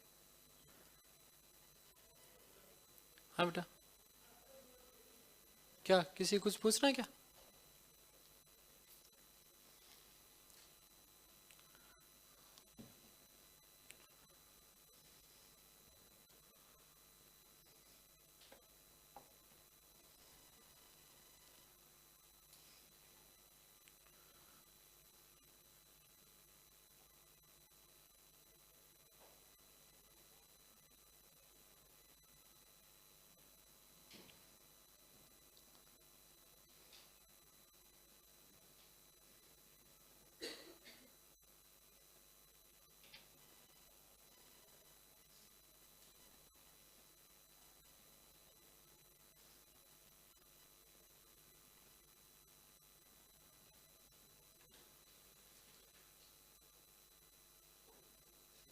ये उमेद हॉस्पिटल इसी रोड पे है ना शायद, इसी पे है ना? जाना है बेटा मुझे अभी क्लास के बाद।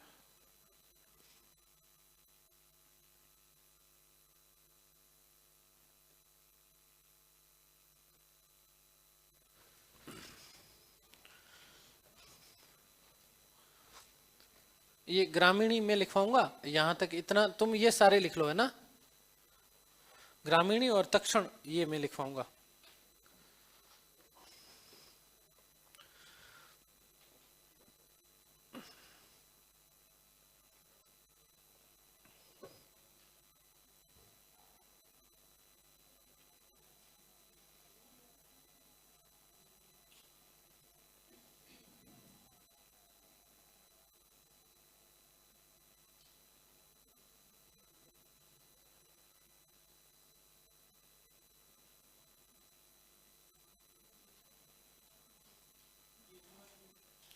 ये दोनों मैं लिखवाऊंगा, है ना? ये जो मैंने गोला कर रखा है ना, ग्रामीणी और तक्षण, ये मैं हाँ वो लिख लो ना।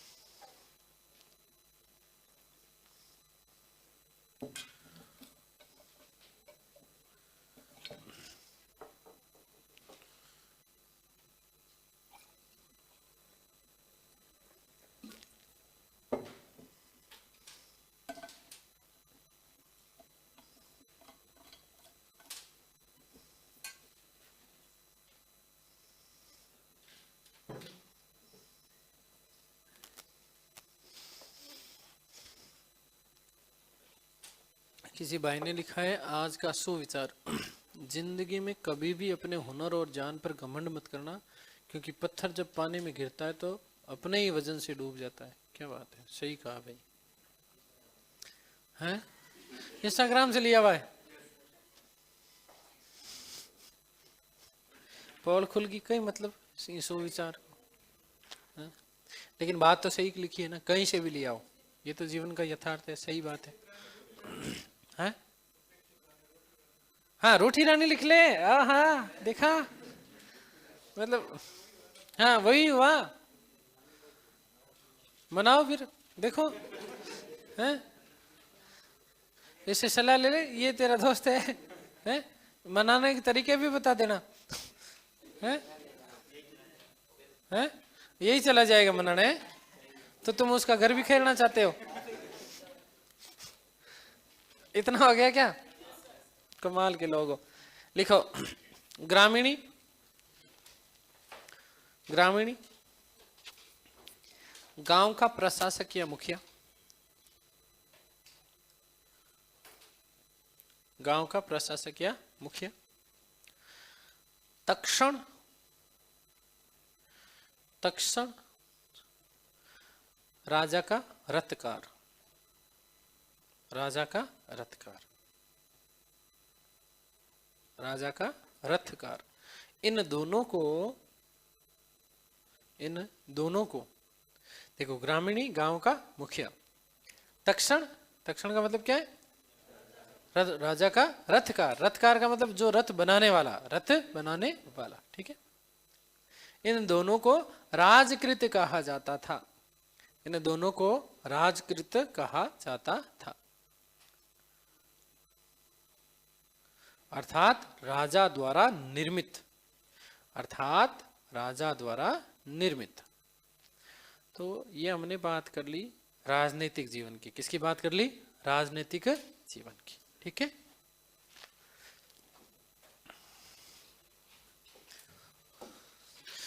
अगला टॉपिक हम लोग पढ़ते हैं इसमें सामाजिक जीवन। क्या पढ़ते हैं बेटा? सामाजिक जीवन पढ़ते हैं। पढ़ाने की जरूरत है क्या? नहीं है ना? कौन सा नोट बेटा? और तुमने लिखा ही नहीं क्या? अरे नोट तो लिखो ने बेटा, तो अपने आप ही लिखो है ना। शूद्रों को छोड़कर समस्त वर्ण जो है वह रत्न में शामिल थे। नहीं लिखा उसने, लिख लो, लिख लियो।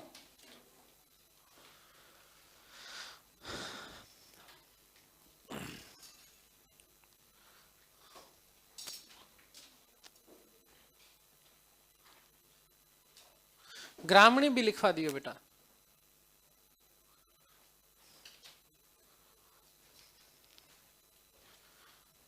लिख लिया? चलो आगे।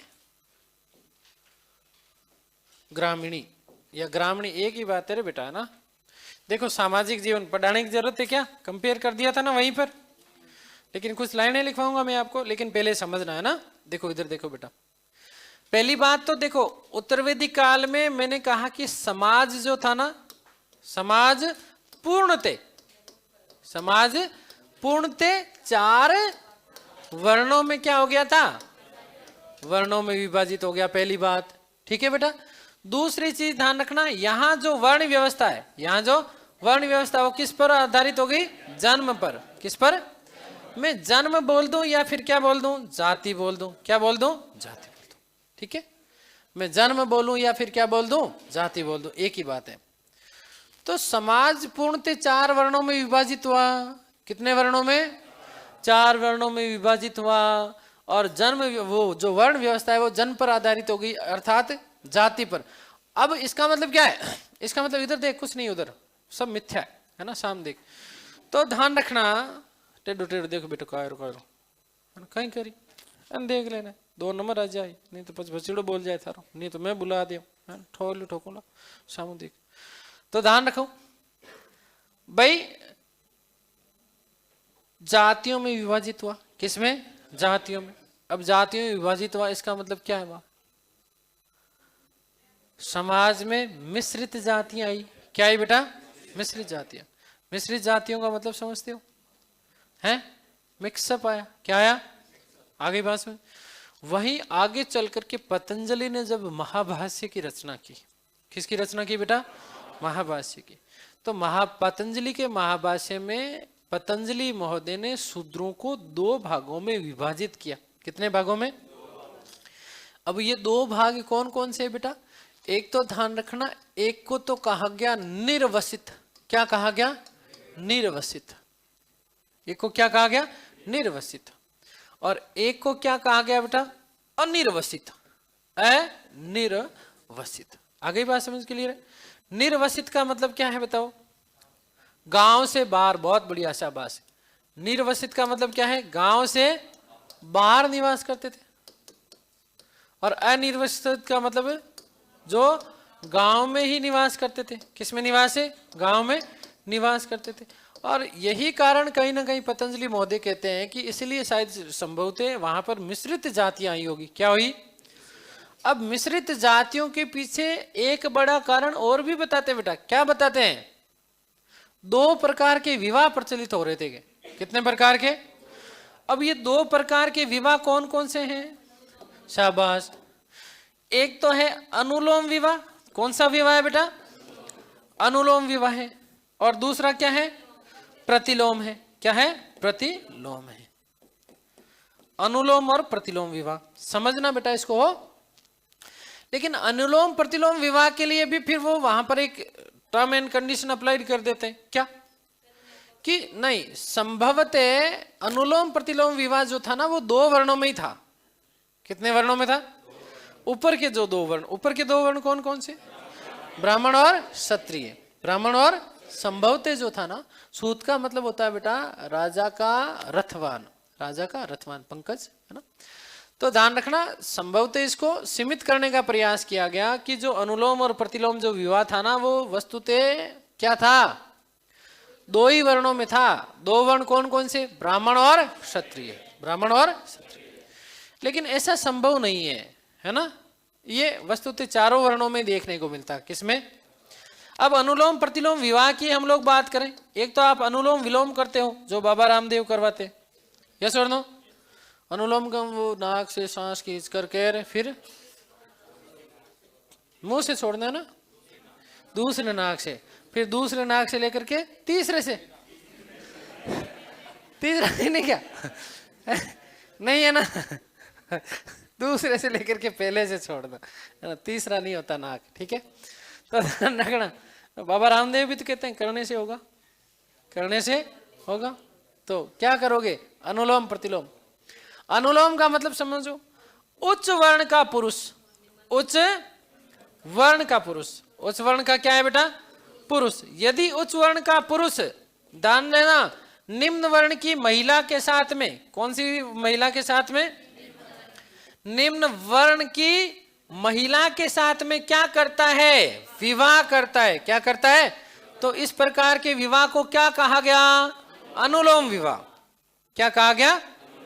आगे बात समझ क्लियर है?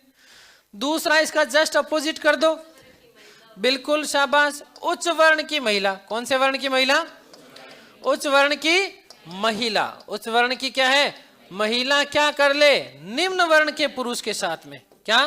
निम्न वर्ण के पुरुष के साथ, निम्न वर्ण के पुरुष के साथ में क्या कर ले बेटा? विवाह कर ले। क्या कर ले? विवाह कर ले। तो इस प्रकार का विवाह क्या कहलाता था? प्रतिलोम कहलाता था। क्या कहलाता था? जैसे एक छोटे से उदाहरण के माध्यम से समझे तो हम लोग बात कर सकते हैं, जैसे दुष्यंत और शकुंतला का विवाह। यस और नो? भाई दुष्यंत जो था वो राजा था, शकुंतला जो थी वो कण्व ऋषि की पालिता पुत्री थी। तो पुरोहित थे ना, कण्व ऋषि तो ऋषि थे, ब्राह्मण थे, उस वर्ण हो गया। यस और नो? तो एक उदाहरण के रूप में इस तरीके से इसको समझ सकते हैं। लेकिन ध्यान देना कि उच्च वर्ण का पुरुष जब निम्न वर्ण की महिला के साथ विवाह करे तो ये क्या कहलाया? अनुलोम विवाह। क्या कहलाया? और ध्यान रखना, प्रतिलोम का मतलब उच्च वर्ण की महिला, उच्च वर्ण की महिला होनी चाहिए। मतलब यहाँ ब्राह्मण वर्ण की महिला अब आगे होकर के किसी क्षत्रिय के साथ में विवाह कर रही है, या किसी वैश्य के साथ में विवाह कर रही है, या फिर शूद्र के साथ में भी चलो विवाह कर लिया, तो इस प्रकार का जो विवाह हुआ वो क्या हुआ? प्रतिलोम। क्या हुआ? समझ गए? मतलब छोरो भगाड़ ले जावे जद तो कहीं है, और छोरी भगाड़ ले जा जद प्रतिलोम। समझ गए थे? इतना समझदार पहले आके थे हैं, अब हुआ रहे हो है ना, धीरे धीरे हो जाओगे बेटा। तो ठीक है, तो अब यहां पर मैं बात करता हूं आगे इसी सामाजिक जीवन में। देखो समाज पूर्णतः क्या हो गया? 4 वर्णों में विभाजित हो गया। किस में हो गया? 4 वर्णों में। जहां ऋग्वेदिक काल में वर्ण व्यवस्था किस पर आधारित थी? कर्म पर। वही अब यहां पर इसके विपरीत क्या हो गया? साथ ही साथ जब जाति पर विभाजित हुआ तो इसलिए ध्यान रखना समाज में क्या? मिश्रित जातियों का प्रादुर्भाव हुआ। किसका? पाणिनि महोदय सूत्रों को 2 भागों में विभाजित कर दें। किस कौन कौन से? निर्वसित और अनिर्वसित। निर्वसित का मतलब जो गांव में, माफ करना, गांव से जो बाहर रहते थे। अनिर्वसित का मतलब क्या है? जो गांव के अंदर रहते थे। ठीक है, और साथ ही साथ 2 प्रकार के क्या है? विवाह प्रचलन में आए। एक तो विवाह कौन सा था और दूसरा कौन सा था? आगे बात समझ क्लियर है ना बेटा? अब मैं बात करता हूं इसी सामाजिक जीवन में स्त्रियों की स्थिति। किसकी बात करता हूं? स्त्रियों की स्थिति की बात करता हूं। कौन से काल में बेटा? उत्तर वैदिक काल में। तो ये चीजें देखो मैं सारी कंपैरिजन करते हुए तुम्हें पढ़ा चुका हूं, याद है ना बेटा? भाई उत्तर वैदिक काल में महिलाओं की स्थिति कैसी हो गई? दयनीय हो गई। कैसी हो गई? दयनीय हो गई। अब दयनीय होने के पीछे कारण क्या था? कर्मकांड, पाखंड। क्या था? अरे जो व्यक्ति मंदिर के जितना पास होता है भगवान उससे उतने ही दूर होते हैं। मन का तो मन का भला, मन का फेर। ठीक है, पत्थर में भगवान थोड़ी मिलते हैं, कहाँ मिलते हैं? और मानो तो पत्थर भी भगवान है, और नहीं मानो तो। आ गई बात समझ क्लियर है? तो संभवतः संत तुकाराम ने एक बात कही थी कि एक पत्थर को तो तुम ठोकर मारते हो और दूसरे पत्थर की तुम पूजा करते हो। यदि एक पत्थर भगवान है तो दूसरा पत्थर भी क्या है? तो या तो पत्थर को भगवान मानो ही मत, और मानते हो तो इसका मतलब दूसरे को ठोकर मत मारो, और सड़क पर प्रत्येक पड़ा हुआ पत्थर फिर वो क्या है? भगवान है। क्या है? भगवान है। तो अपने मानने के ऊपर है, अपने मानने के ऊपर। तो ध्यान रखना बेटा, दयनीय स्थिति थी। कैसी स्थिति थी? दयनीय स्थिति थी।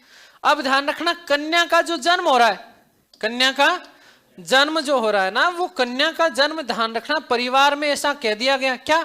कष्ट का सूचक है, कष्ट का सूचक है। और कष्ट का सूचक है जो अनेक विपदाओं को लेकर के आने वाला है, अनेक विपदाओं को लेकर के आने वाला। किसका जन्म है? कन्या का जन्म। किसका जन्म?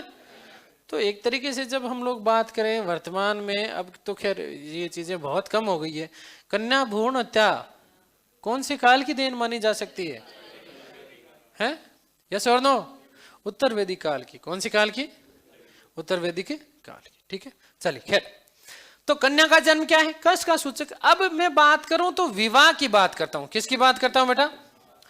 ये आपका सबसे महत्वपूर्ण टॉपिक है आपके जीवन का। ठीक है, यस ना? इसके लिए तो आए हो तुम, है ना? तो ध्यान रखना, विवाह की बात करूं, किसकी बात करूं मैं?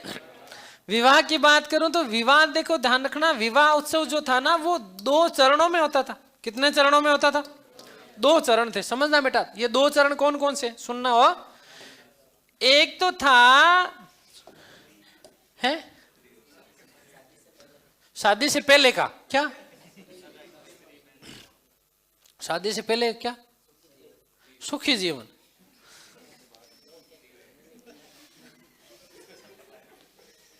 तू तेरी बचपन की गलतियों से परेशान है, तो ध्यान रखना, काहे की लव मैरिज। एक तो था पाणी ग्रहण। क्या था? पानी में नहीं, छोटा आएगा ना, ढंग से कर लेना। ध्यान रखना, पाणी ग्रहण क्या चीज है? पाणी ग्रहण। ध्यान रखना, क्या था बेटा? पाणी ग्रहण। क्या है बेटा? पाणी ग्रहण था। और दूसरा था सप्तपदी। क्या था बताओ? सप्तपदी। तो विवाह उत्सव कितने चरणों में होता था बताओ? एक तो क्या था? पाणी ग्रहण। पाणी ग्रहण का मतलब बताओ जैसे है, ये हाथ में पानी है ना, और इसको मैंने ग्रहण कर लिया, मतलब मेरा अभी अभी क्या हुआ है? शाबाश, लिख लेना हो, है ना? ठीक है। और दूसरा क्या है? सप्तपदी। क्या है? अब सप्तपदी का मतलब बताओ देखे तुम। 7 पदों में क्या? मंत्र बोलता ही ब्याह हो जाए तो लो। मतलब मैं क्या कह रहा हूं रे, इस क्लास का कोई तोड़ नहीं है ना? मतलब तुम इतने लॉजिक भाई, तू सुना कर बेटा कर, कुछ सीखेगा इनसे, है ना? अपन तो इस जीवन में कुछ नहीं जानते थे, है ना? और उधर वहां कौन है बैठा कर विशेष रूप से, तो इधर दौरे पाणी ग्रहण। पानी का मतलब होता है हाथ। पानी का मतलब क्या होता है? तो क्या करते थे? कंगाल पे कि हाथ जब गाल पे ग्रहण कर ले तो वो पानी ग्रहण है, हैं? तुम ढंग से रहोगे तो ठीक है, नहीं तो हाथ गाल पे ही आएगा बेटा, है ना? अब सुनो मेरी बात, पाणी ग्रहण का मतलब क्या होता है? हाथ। जब वर वधु, कौन बेटा? वर वधु एक दूसरे के दाहिने हाथ को थामते थे। कौन से हाथ को? दाहिने हाथ को थामते थे, और जीवन भर आपसी सहमति और सामंजस्य रहेगा इस प्रकार की क्या लेते थे? शपथ लेते थे। क्या लेते थे? इस चीज को क्या बोलते हैं? पाणी ग्रहण। क्या बोलते हैं? वर वधु कौन से हाथ को? एक दूसरे के दाहिने हाथ को। और दाहिना हाथ थामने के बाद में वर की स्थिति ये हो जाती है, जीवन भर यही रहती है। ठीक है। और फिर वो क्या लेते थे? शपथ। क्या लेते थे? शपथ, कौन सी शपथ? जी जी तेरे को तो याद है, हाँ वचन का मतलब शपथ ही है। जी जी तेने तो याद ही है कि जीवन पर्यंत, उसका तो हो रखा है ना, तू तो कह रही थी। अजीब सा क्यों है ये? बेचारी जीव ने दिया नहीं होगा वो कसम। क्या शपथ लेते थे कि जीवन पर्यंत में बेलन की दूंगी तू लेगा, स्वाहा, है ना, हो गया काम खत्म। तो ध्यान रखना, पाणी ग्रहण, जब वर वधु एक दूसरे के कौन से हाथ को? दाहिने हाथ को। कौन से हाथ को? दाहिने हाथ को। दूसरा क्या है बेटा? सप्तपदी। सप्त मतलब क्या? सात। पदी मतलब क्या? फेरे नहीं रे, प्रारंभिक समय की बात कर रहा हूं, जब वर वधु 7 कदम, कितने कदम? 7 कदम एक दूसरे के क्या चलते थे? साथ चलते थे। 7 कदम साथ चल लिए, तो इसका मतलब क्या हो गया? उनका विवाह हो गया। क्या हो गया? अब तुम सोच रहे हो गुरुजी हमने तो लीतरे फाड़ दिए चल चल के, तुम्हारा कुछ नहीं हो सकता।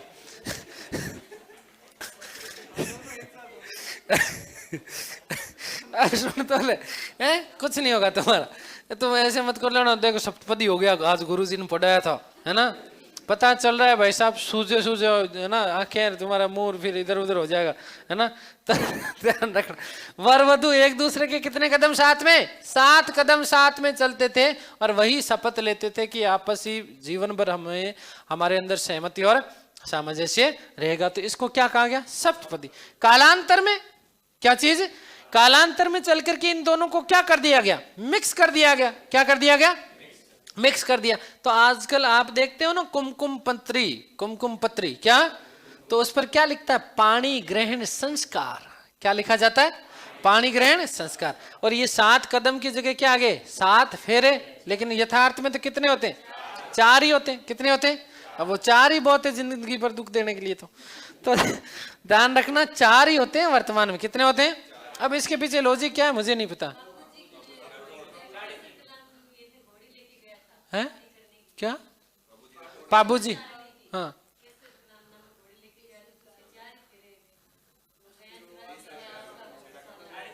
अच्छा, इसलिए ऐसा है क्या? देखो मुझे नहीं, इसका लॉजिक नहीं पता सच में, है ना, लेकिन 4 ही होते हैं फेरे। तो कितने होते हैं?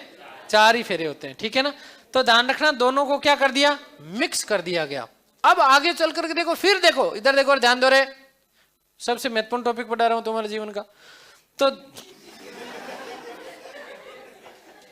इससे में तो ध्यान भंग ही नहीं होना चाहिए तुम्हारा। तो ध्यान रखना, आगे चल करके ये सप्तपदी 7 फेरों में बदल गया। किस में बदल गया? 7 फेरों में बदल गया। फिर कहा कि भाई अब जो है ना 8 प्रकार के विवाह होने चाहिए।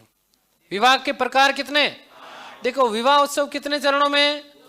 एक तो पाणी ग्रहण, दूसरा सप्तपदी, ठीक है।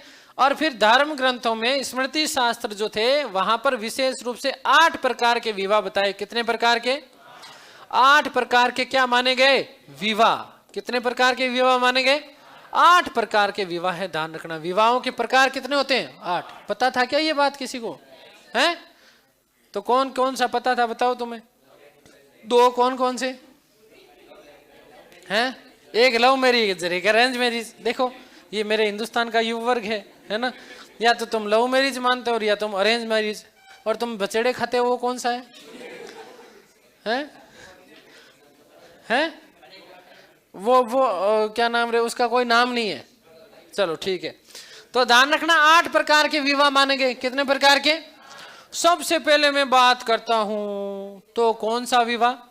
ले लिख देता हूं, ब्रह्म विवाह। कौन से विवाह है?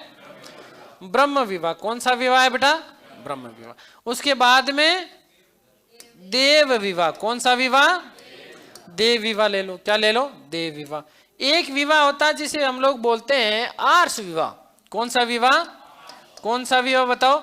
आर्ष विवाह। कौन सा विवाह? आर्ष विवाह। एक विवाह होता है जिसे हम बोलते हैं प्रजापत्य विवाह। क्या बोलते हैं? प्रजापत्य विवाह। कौन सा विवाह बेटा? प्रजापत्य विवाह। आगे बात समझ, कितने हो गए रे? 4। अब देखो नंबर 5। नंबर 5 ध्यान रखना, जो सबसे ज्यादा प्रसिद्ध है कौन सा है? गंधर्व विवाह। कौन सा विवाह बेटा? गंधर्व विवाह, ठीक है ना। आगे बात समझे। नंबर 6 पे बात करते हैं तो बात करते हैं असुर विवाह की। किसकी बात करते हैं? असुर विवाह। नंबर 7 पे हम लोग बात करते हैं राक्षस विवाह। कौन सा विवाह? और नंबर 8 पे हम लोग बात करते हैं पैशाच विवाह। कौन सा विवाह बेटा? पैशाच विवाह। कौन सा? पैशाच विवाह। अब ध्यान रखना, अब कई लोगों को अभी पता चल रहा है ब्याह होने के बाद में कि ये होते हैं, तो है ना, तो ध्यान रखना कितने प्रकार के विवाह होते हैं? 8 प्रकार के। कितने प्रकार के? सबसे पहला बोलो ब्रह्म विवाह, फिर देव विवाह, फिर आर्ष विवाह, फिर प्रजापति, फिर गंधर्व, फिर असुर, फिर राक्षस, फिर 8 प्रकार के विवाह। अब इसमें से आपको याद कौन कौन से रखने हैं वो ध्यान रखना बेटा। वर्तमान में जो सबसे ज्यादा प्रचलित है वो कौन सा है? प्रजापति विवाह। कौन सा विवाह है वर्तमान में? प्रजापति विवाह। कौन सा विवाह? आप लोगों ने देखा होगा ना, जब विवाह होता तो एक शब्द तो बार बार आपके दिमाग में गूंज ही रहा होगा। कौन सा? ओम प्रजापति स्वाहा, प्रजापति स्वाहा, प्रजापति स्वाहा। वो तो सुन ही रहा होगा, अभी भी गूंज रहा होगा कई लोगों के, यदि जिनका हुआ है ना, और जिनके काम नहीं पड़ा तो फिर बाद में गूंज जाएगा, कोई दिक्कत वाली बात नहीं। तो ध्यान रखना, एक तो प्रजापति विवाह। कौन सा? एक आर्ष विवाह। ध्यान रखना बेटा, कौन सा विवाह याद रखोगे? आर्ष विवाह में ध्यान रखना एक जोड़ी गाय या बैल दिया जाता था। आर्ष विवाह में क्या दिया जाता था? एक जोड़ी गाय या बैल दिया जाता था। कौन सी विवाह में? आर्ष विवाह में। कौन सी विवाह में? तो वर्तमान की जो दहेज प्रथा है, वर्तमान की जो दहेज प्रथा है वो कौन सा विवाह है बताओ? आर्ष विवाह। कोई कौन से विवाह की देन है? गंधर्व विवाह, आजकल वाला व्हाट्सएप वाला और फेसबुक वाला और इंस्टाग्राम वाला। मतलब क्या? हाँ, इससे पहले मैंने तेरे से पूछा तब तक तूने किसी का जवाब नहीं दिया। किसने बोला था? हैं? किसने बोला? इसी ने बोला ना, तू बोलो रे। तो ध्यान रखना बेटा, वर्तमान का प्रेम विवाह, वर्तमान का कौन सा? प्रेम विवाह। आई मीन टू से इसी को हम लोग चाइनीज विवाह भी बोल सकते हैं, है ना। चले तो चांद तक और नहीं चले तो शाम तक। देखो मतलब ये भी बहुत अनुभवी व्यक्ति है अपने क्लास में। तुम्हें यदि कोई चीज पूछनी है तो इससे पूछ लिया करो। तूने क्यों सुना है सारी चीजें ये, है ना, चाइनीज चीजें चांद तक कहां जाती रहे। तो दान देना बेटा। प्रेम विवाह, वर्तमान का प्रेम विवाह उस समय किस नाम से जाना जाता था? गंधर्व विवाह। कौन सा विवाह? गंधर्व विवाह। आगे चले असुर विवाह। कौन सा विवाह? यह भी याद रखना, असुर विवाह। असुर का मतलब क्या है? राक्षस का काम कौन करेगा? बाप। कौन करे? अरे नहीं, कौन करेगा? बाप। कैसे करेगा? अपनी पुत्री के बदले क्या ले लेता था? पैसे। क्या ले लेता था? और पैसे लेकर के किसी के भी साथ में विवाह कर देता था। कौन सा विवाह था? कौन सा था बेटा? असुर विवाह। पुत्री के बदले धन ले लेता था। किसके बदले? पुत्री के बदले क्या ले लेता था? धन ले लेता था। क्या ले लेता था बेटा? धन। इस प्रकार का विवाह क्या कहलाता था? अगला विवाह जो है वो कौन सा है? राक्षस विवाह। कौन सा विवाह? अमरीश पुरी वाली मूवियां देखी है तुमने? देखी है कि नहीं देखी है? और भाई साहब वो उसको पूरे गांव को वो बड़े से उसको तोड़ते हुए अंदर घुसता और पूरे गांव में ऐसे डाकू आ गया, डाकू आ गया। फिर यदि कोई महिला उसको दिख जाती तो जबरदस्ती उसको पकड़ कर ले जाता था, है ना। या फिर पहले से उसको कोई पसंद आ रखी होती हो गांव में से तो उसको जबरदस्ती उठा करके ले जाता था। कौन? अमरीश पुरी। देखा है ना आप लोगों ने। फिर उसके साथ जबरदस्ती विवाह कर लेता था। क्या कर लेता था? तो इस प्रकार का जबरन किसी के साथ में क्या कर लेना? विवाह कर लेना। क्या कहलाता है? राक्षस विवाह। क्या? लेकिन इसमें महत्वपूर्ण बात है, देखो इसमें क्या महत्वपूर्ण है कि इससे इस विवाह को शास्त्र धर्म कहा गया है। क्या कहा गया? शास्त्र धर्म। कौन से विवाह को शास्त्र धर्म कहा गया बेटा? शास्त्र धर्म का मतलब क्या है? क्षत्रियों का धर्म माना गया है। क्या माना गया? क्षत्रियों का धर्म। कौन से विवाह को? राक्षस विवाह को। कौन से विवाह को? और ध्यान रखना पैशाच। कौन सा? सबसे निकृष्ट विवाह है ये। सबसे निकृष्ट विवाह कौन सा है बेटा? ध्यान रखना, तो पैशाच है। कौन सा है? पैशाच विवाह के द्वारा जब यदि या तो जो कन्या है वो यदि अपने उसमें नहीं है, विवेक में नहीं है, तो उसके साथ जबरन संबंध स्थापित कर लेना, ये क्या है? पैशाच विवाह। क्या है? पैशाच। सबसे ध्यान रखना निकृष्ट विवाह कौन सा है? पैशाच। उत्तम किस्म के 4 विवाह, ध्यान रखना, ये उत्तम श्रेणी के विवाह है। उत्तम श्रेणी के 4 विवाह कौन कौन से बताओ देखा बेटा? कौन कौन सा है? ब्रह्म, देव, आर्ष और प्रजापति। और सबसे निम्न श्रेणी के विवाह कौन कौन से बताओ देखो? 5 से लेकर के 8। ये क्या है? आपके निम्न श्रेणी के विवाह माने जाते हैं। निम्न श्रेणी के विवाह माने जाते हैं, जिन शास्त्रों के द्वारा वस्तुतः इनको अनुचित माना जाता है। शास्त्रों में इसको क्या माना जाता है? अनुचित माना जाता है। सबसे निकृष्ट कौन सा है बताओ? पहली बार दहेज प्रथा के लिए कौन सा? आर्ष। ठीक है ना, आगे बात समझ क्लियर है। और गंधर्व का मतलब क्या है? वर्तमान प्रेम विवाह। असुर का मतलब क्या है? पुत्री के बदले धन। राक्षस का मतलब शास्त्र धर्म। राक्षस को क्या कहा गया? शास्त्र धर्म या क्षत्रियों का धर्म कहा गया। पैशाच विवाह क्या है? सबसे निकृष्ट है। सबसे क्या है? निकृष्ट। ये हो गया आपके, ये आपका हो गया, क्या हो गया बेटा? विवाह हो गया। क्या हो गया? तो यहां से लिखना प्रारंभ करो। ठीक है, उससे पहले लिख लिया था क्या? नहीं लिखा था क्या? सामाजिक, अच्छा यहां से, चलो लिख लो बेटा। उपेक्षित रानी की मतलब जिसके साथ में बनती नहीं थी ना, वो उपेक्षित रानी थी रे। चलो लिखो, सामाजिक जीवन हेडिंग लगा लिया। अब इसमें लिखो बेटा, कल पढ़ाऊंगा 16 संस्कार। कितने संस्कार? 16 संस्कार। फिर सामाजिक जीवन हो गया। धार्मिक जीवन में कुछ विशेष बातें हैं नहीं, 2-4 लाइनें लिखवाऊंगा। ठीक है, और फिर थोड़ा सा आर्थिक जीवन में भी कुछ विशेष अब बचा नहीं। आधा पौन घंटे का तुम्हारा वैदिक सभ्यता बच जाएगा। आज यदि 2.5 घंटे की क्लास होती तो अपना मामला ये सारा पूरा हो जाता। चलो कोई बात नहीं। सामाजिक जीवन लिखो बेटा। समाज पूर्णतः 4 वर्णों में विभाजित हो गया। समाज पूर्णतः 4 वर्णों में विभाजित हो गया।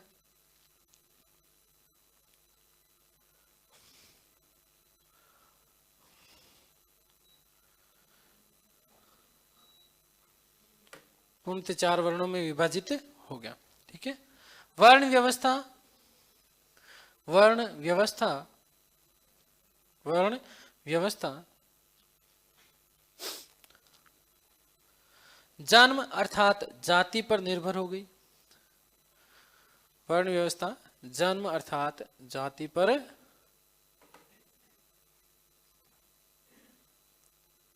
आधारित हो गई।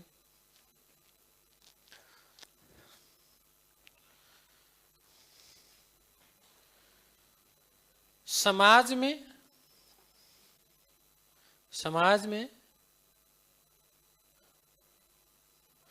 मिश्रित जातियों का प्रादुर्भाव हुआ।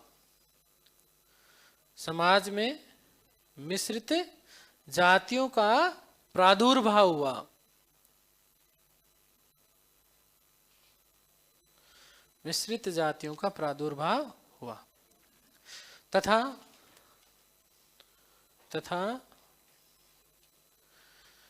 दो प्रकार के विवाह प्रचलन में आए। तथा 2 प्रकार के विवाह प्रचलन में आए। 2 प्रकार के विवाह प्रचलन में आए। नंबर 1 लिखो बेटा जी, अनुलोम विवाह। अनुलोम विवाह अपना भी कभी भी हो सकता है टेस्ट, तो उसके लिए तैयार रहना है ना। मंडे को है क्या? हाँ तो अगले मंडे को रखवा लेते हैं। मैं शायद संभव तो छुट्टी पे भी रहूंगा, है ना। 26 को तो तुम्हारी क्लास लूंगा, फिर उसके बाद में छुट्टी पे रहूंगा मैं 2 तारीख तक। चलो तो अनुलोम है, हाँ मंडे को बनवा दूंगा तुम्हारा टेस्ट, है ना। ठीक है, दे देना टेस्ट, है जो भी जैसे भी कुछ मेंस के हिसाब से बनवाना चाहिए। देखो मैंने तुम्हें इतना पढ़ाया तो, है ना, मेंस के अकॉर्डिंग बनना चाहिए ना। ठीक, सिंधु सभ्यता का दे दूं, वैदिक हो जाएगी पूरी। तो सिंधु और वैदिक दोनों कर लो ना बेटा। हाँ। अनुलोम में लिखो बेटा, जब उच्च वर्ण का पुरुष निम्न वर्ण की महिला के साथ, जब उच्च वर्ण का पुरुष निम्न वर्ण की महिला के साथ ब्याह कर लेता है, विवाह कर लेता है। ठीक है,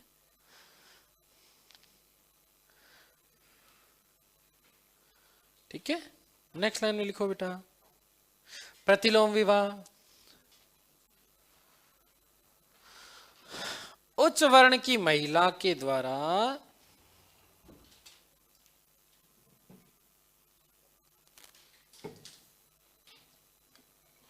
उच्च वर्ण की महिला के द्वारा निम्न वर्ण के पुरुष के साथ विवाह, निम्न वर्ण के पुरुष के साथ विवाह। ठीक है,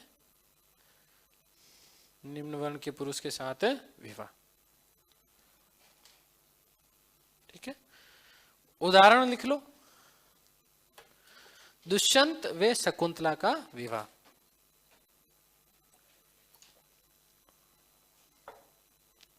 दुष्यंत व शकुंतला का विवाह।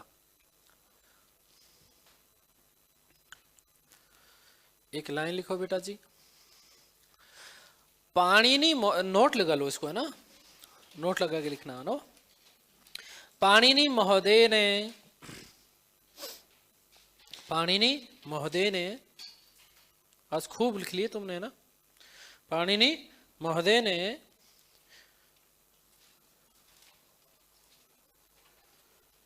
शूद्रों को दो भागों में विभाजित किया।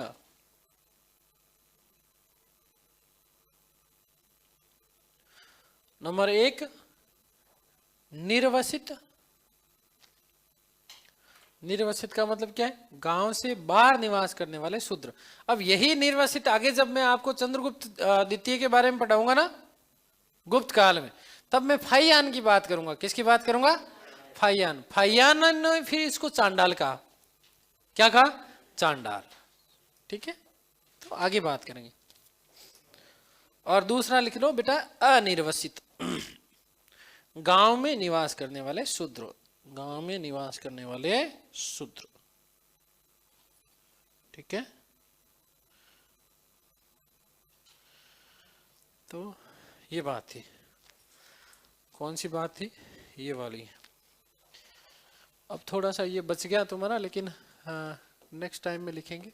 होमवर्क दे देता हूं, है ना।